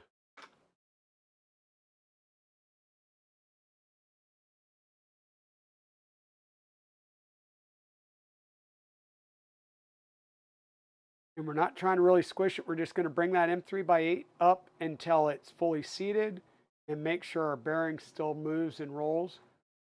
Okay. One there. We'll grab another one of these. Drop it in there. Grab another M3x8.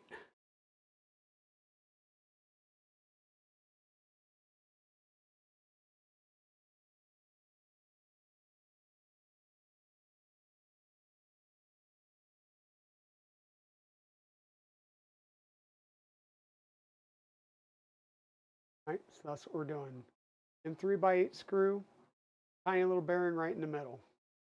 That's your filament path hole right there.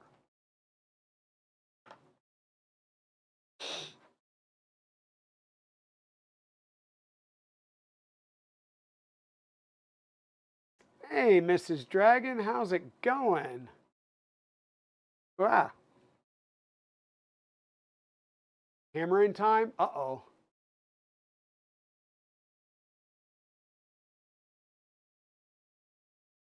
You're bald headed. Oh, dear Lord, are you serious? Folks, that is my own wife making fun of my bald head. Good gracious.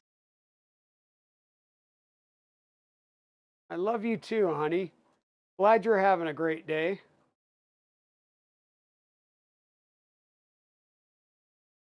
I haven't actually checked my phone to see if I should be having as good a time as I am. Meaning I haven't checked it in a while to see if work's blowing up, but maybe I should do that real fast. About getting the bearing seated? Yeah.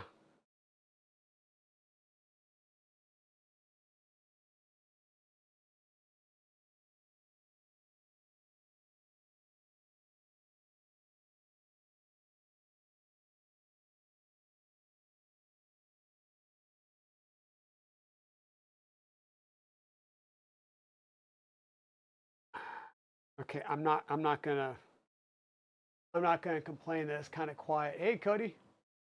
At least she didn't suggest putting makeup on it. Well, yeah. I'm surprised she didn't tell me to put a hat on. Well,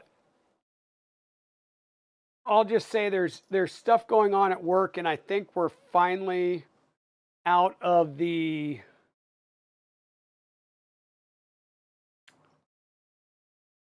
we're starting into, let's just say, recovery phase. I don't know, look at it a couple of times a day. She stares at it all day.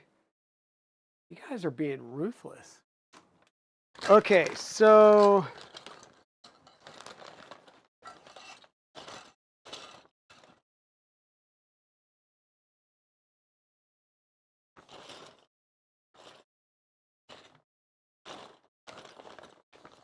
okay. The other side of the equation. So the way this is going to work is this piece is going to be sitting right on top of that piece. So you've got your two pieces here, right? Magnet and magnet attracting each other. So this is the normally closed position. When you stick your filament end through here, there's going to be a bearing on this side as well. So between the two bearings, the filament goes in and it will push this forward, which will open up the end stop that'll be down here. That's how you trigger a lane. So what we're going to do now is we're going to put another bearing on this side in this gap. And we're going to do that by taking, once again, an M3x8. We're going to stick one of these tiny bearings on the M3x8. And then we're going to line it up here and we're going to screw it right into the plastic. This is where, once again, you don't want to really crank it down. You're just getting it so there's no side-to-side movement on the bearing.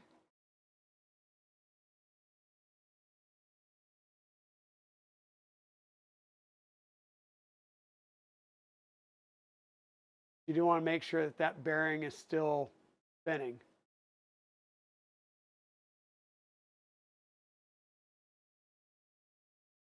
Did you wish your son a happy birthday? No, I did not. I still need to.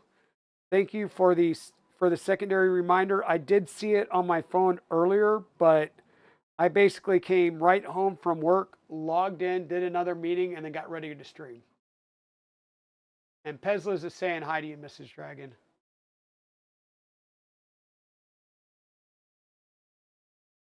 Yeah, she's just calling me. Like, did you get in it? Did you get into a fight with your brother again? Is that what this is? Like the other day, I was talking to you. You're like, yeah, I went up to the hot springs. It was so nice. Blah blah blah. And now she's just like, she joined in and she just starts ripping on me. You've been gone too long.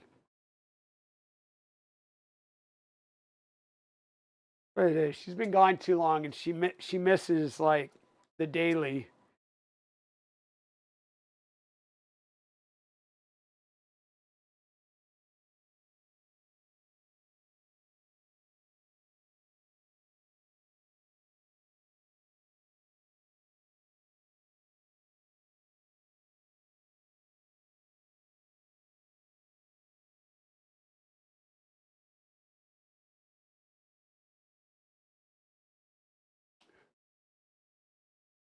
You only hurt the ones you love. That's true.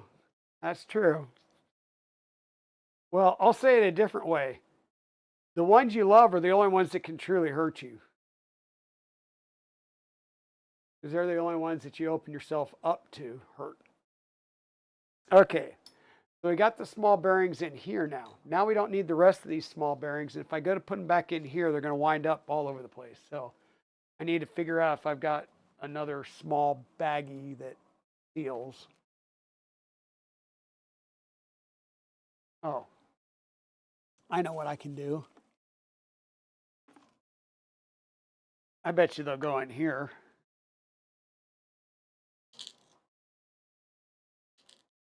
Look at that. Look at that.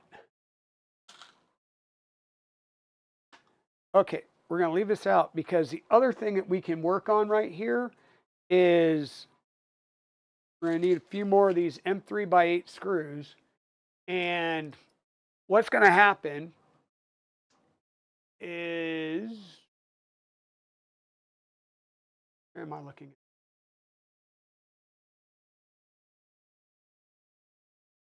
Huh? No, yeah, that's right. Okay, so this is basically our assembly. We'll have this piece sits on top of the motor and goes over that. I'm holding off on putting this in right yet because we got to get our gear and stuff in. But this makes up your tool head, and then we're going to take this piece and it's going to slide right there. And you're going to say, well, how does it pivot? Well, we're going to put screws on either side that fit down into these slots on each side. So we're going to simply take our top, take an M3 by 8 screw, and we're going to screw it right into the plastic on each side.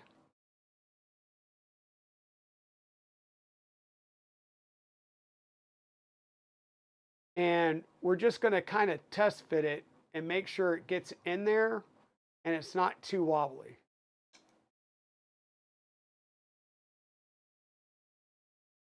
So that seems about good. There's not a lot of play left or right. You don't want it too tight. This needs to be movable. This is a hinge. If it's too tight, you'll put your filament in there and open up, but it won't close when the filament breaks or a spool ends. And so it'll keep going and you'll have a failed print. You felt so sick today, you're trying to get your feet back under you. Okay, well, I am sorry, honey. I'm sorry that you're not feeling well. I hope you start feeling better soon.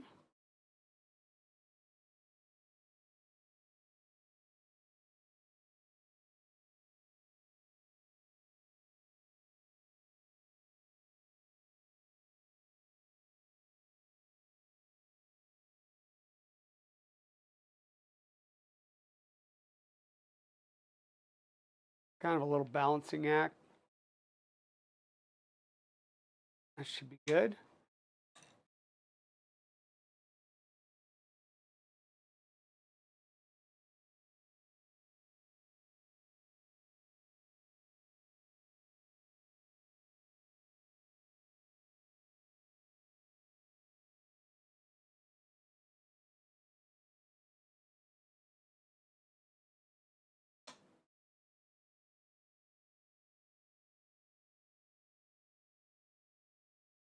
I said you don't want it to wobble, but you don't want it to be real tight.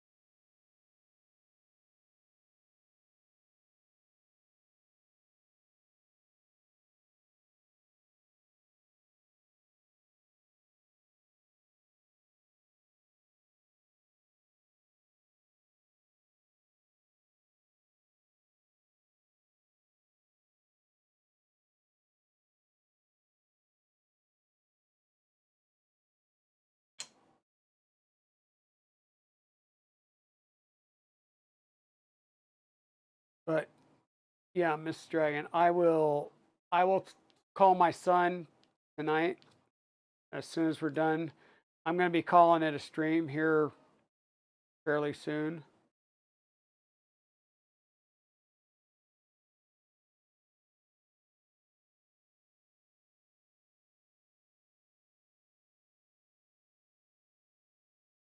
I don't know, right after I get this done.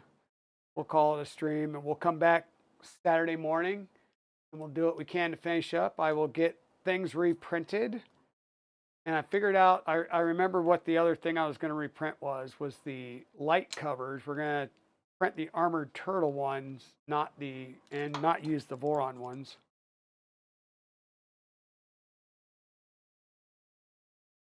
Because, branding.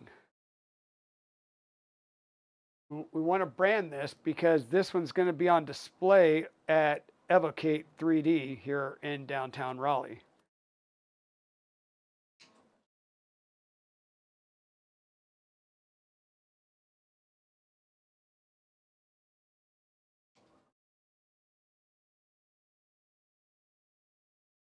And I will do my best to get this assembled and, well, not do my best. We're going to get it assembled. We're going to do our best to quickly get it dialed in so that we can take this down to their shop and get it on display. Get some more hype around the box turtle and all of this goodness. What I will try and do tomorrow night is I will work on sanding these down because chances are, goodness gracious. Ooh, wow. Uh-oh, well, heck. There we go. Maybe I don't need to sand these down. Maybe huh. Normally I have to sand those down because they won't work. But if that doesn't need to be sanded down, let's see, we'll need 24 tooth gears.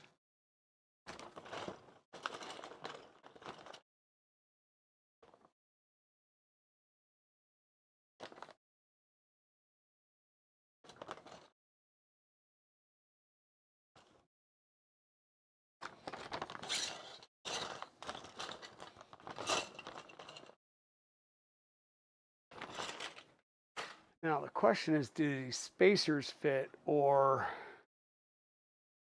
it's gonna be tight. I wonder if I can um so tolerance wise, why would 8 millimeter rods from China not fit? Well, that's pretty easy because 8 millimeter rods from China are normally not 8 millimeter, and the bearings that are supposed to be 8 millimeter are more than likely not 8 millimeter. So I'm trying to get that spacer on. Now what we're going to do is you're going to take your 24 tooth bear or gear. One side is perfectly flat. The other side has the raised washer's edge. The raised washer edge goes down, and this is a printed tool. So you're going to take that. I've already got the spacer started on here. We're going to put this in there, and we're going to slowly apply some additional force. That's pretty bad that I'm shaking the camera because this is moving the table. Okay.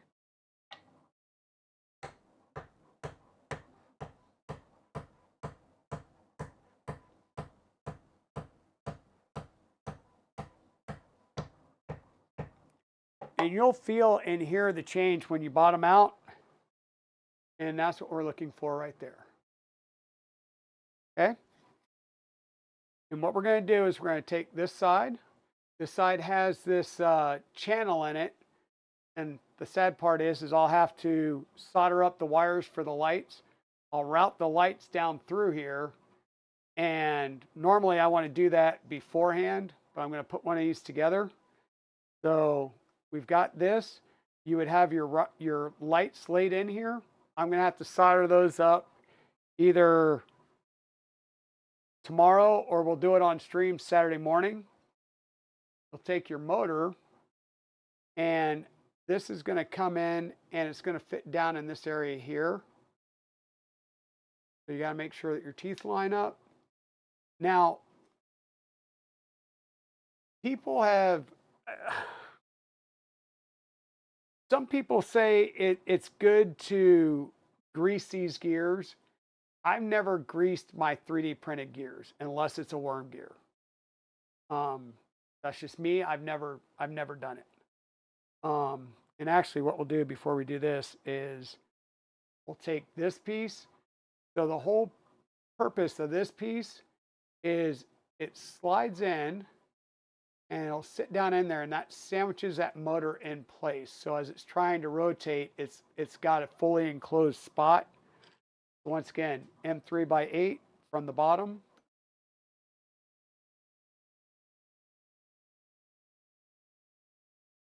Into that heat set insert.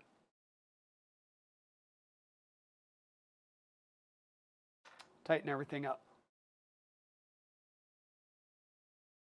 This comes in, make sure it interfaces with our gear. Now we're going to take the other side, going to slide down over the top and sandwich in. I'm going to do an M3x8 into each side.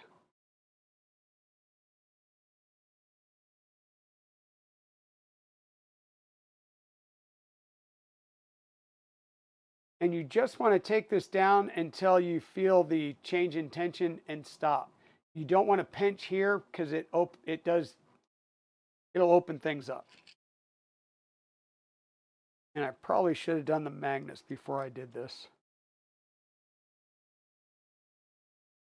But anyhow, this is really just show and tell because we are going to have to take this back apart anyhow.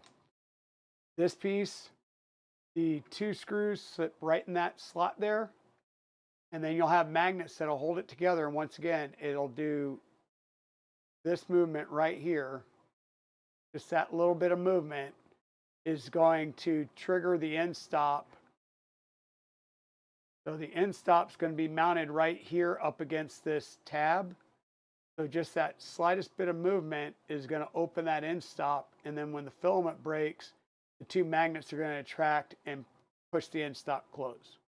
That's your trigger mechanism for your respooler. So I'm not going to screw this the rest of the way in because, like I said, we have to do the magnets still. Sometimes the magnets are a good press fit. They stay in place. Other times you need to apply a little bit of glue. We need some M6x3 magnets.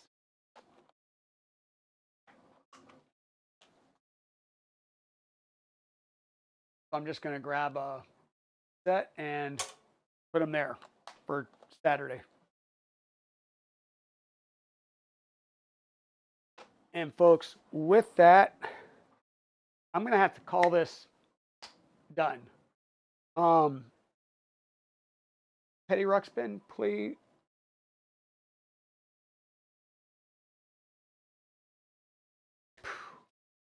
Petty Tuxpin, please remember to text me on Discord or reach out to me on Discord, and we'll talk about getting you sent that DHF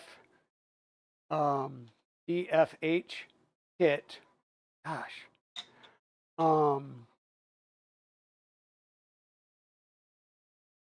Magnets, add wheels. We also need to do the lights. So we'll solder up lights and put our, I'm not going to use the JST SM connectors. I use microfit 3 connectors. So I'll set up my microfit 3 connectors for that.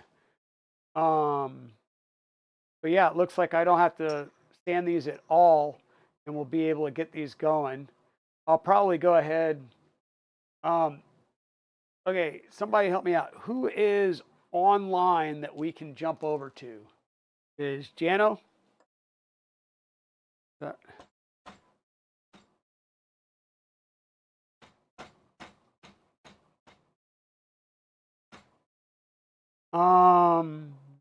Yeah.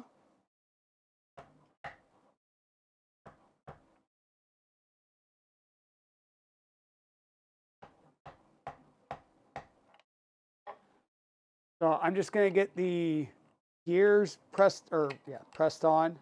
I'm going to get the gears knocked on to the 8mm shafts here. Oh, dang it. And then you guys can look and see who you might want to raid out to tonight. That would be fantastic. And we can get the raid set up. And I will then jump over and we'll raid out. I will go and try and call my son so I don't get in trouble.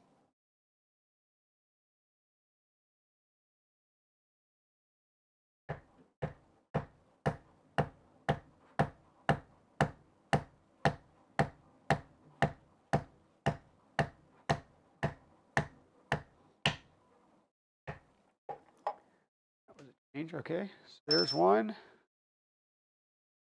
Jano and Britt. Okay. Well, I know Mrs. Dragon loves Jano. I think she also likes Britt too, but she likes marble racing is what it is. And she gets mad when I raid over there because it's more people to compete with than marbles. What she doesn't realize is like 2/3 of you are already over there.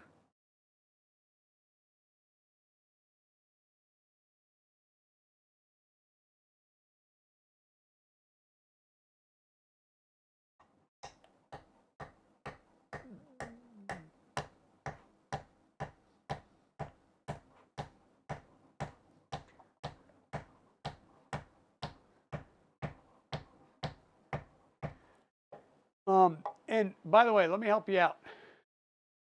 You see me, I am pounding these in. One, use a dead blow mallet or soft mallet. Do not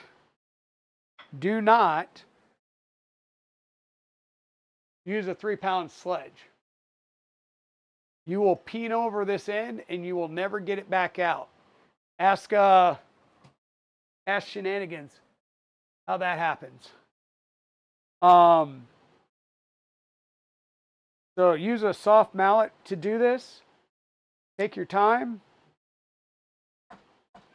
And yeah. Don't try and do it in one blow, because chances are you will blow out your part and you'll be reprinting parts. Make extra sure that you're doing the flange side of your gear facing down. Otherwise, you'll be doing like what I did. And the easiest thing is to reprint one of these. Take an 8mm drill and drill out the bottom, because then you can put your gear in here and hammer it back through, and then come back to this one to get it lined up at the right depth.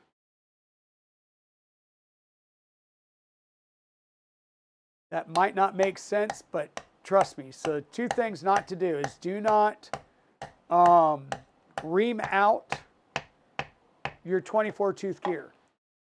You need that friction fit. I reamed mine out to make it easier, and yeah.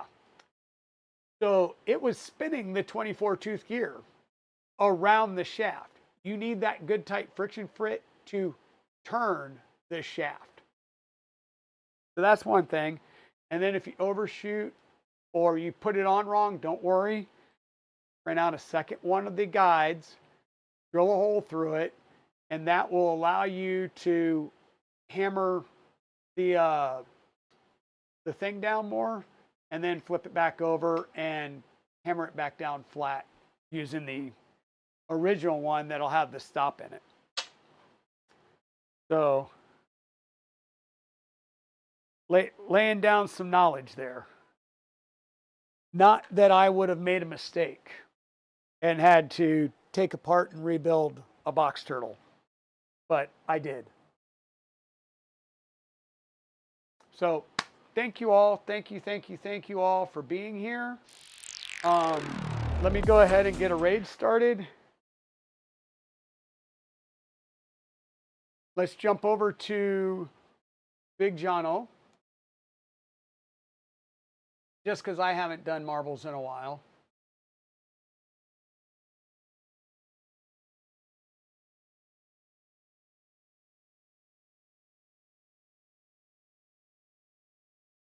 There he is. Looks like he's still doing CAD, so he hasn't gotten into marble racing yet. So,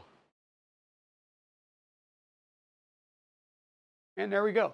Raid's getting started. Thank you everybody for being here. Like I said, we'll come back on Saturday. We'll try and finish getting this built out and set up. And if we have time, then we'll get into tearing the tool head apart and doing a fill matrix on Kyber Dragon. If not, then we'll just continue on Tuesday doing that. Once that's done, I should have all the parts printed for getting started on the main printer for the LH Stinger.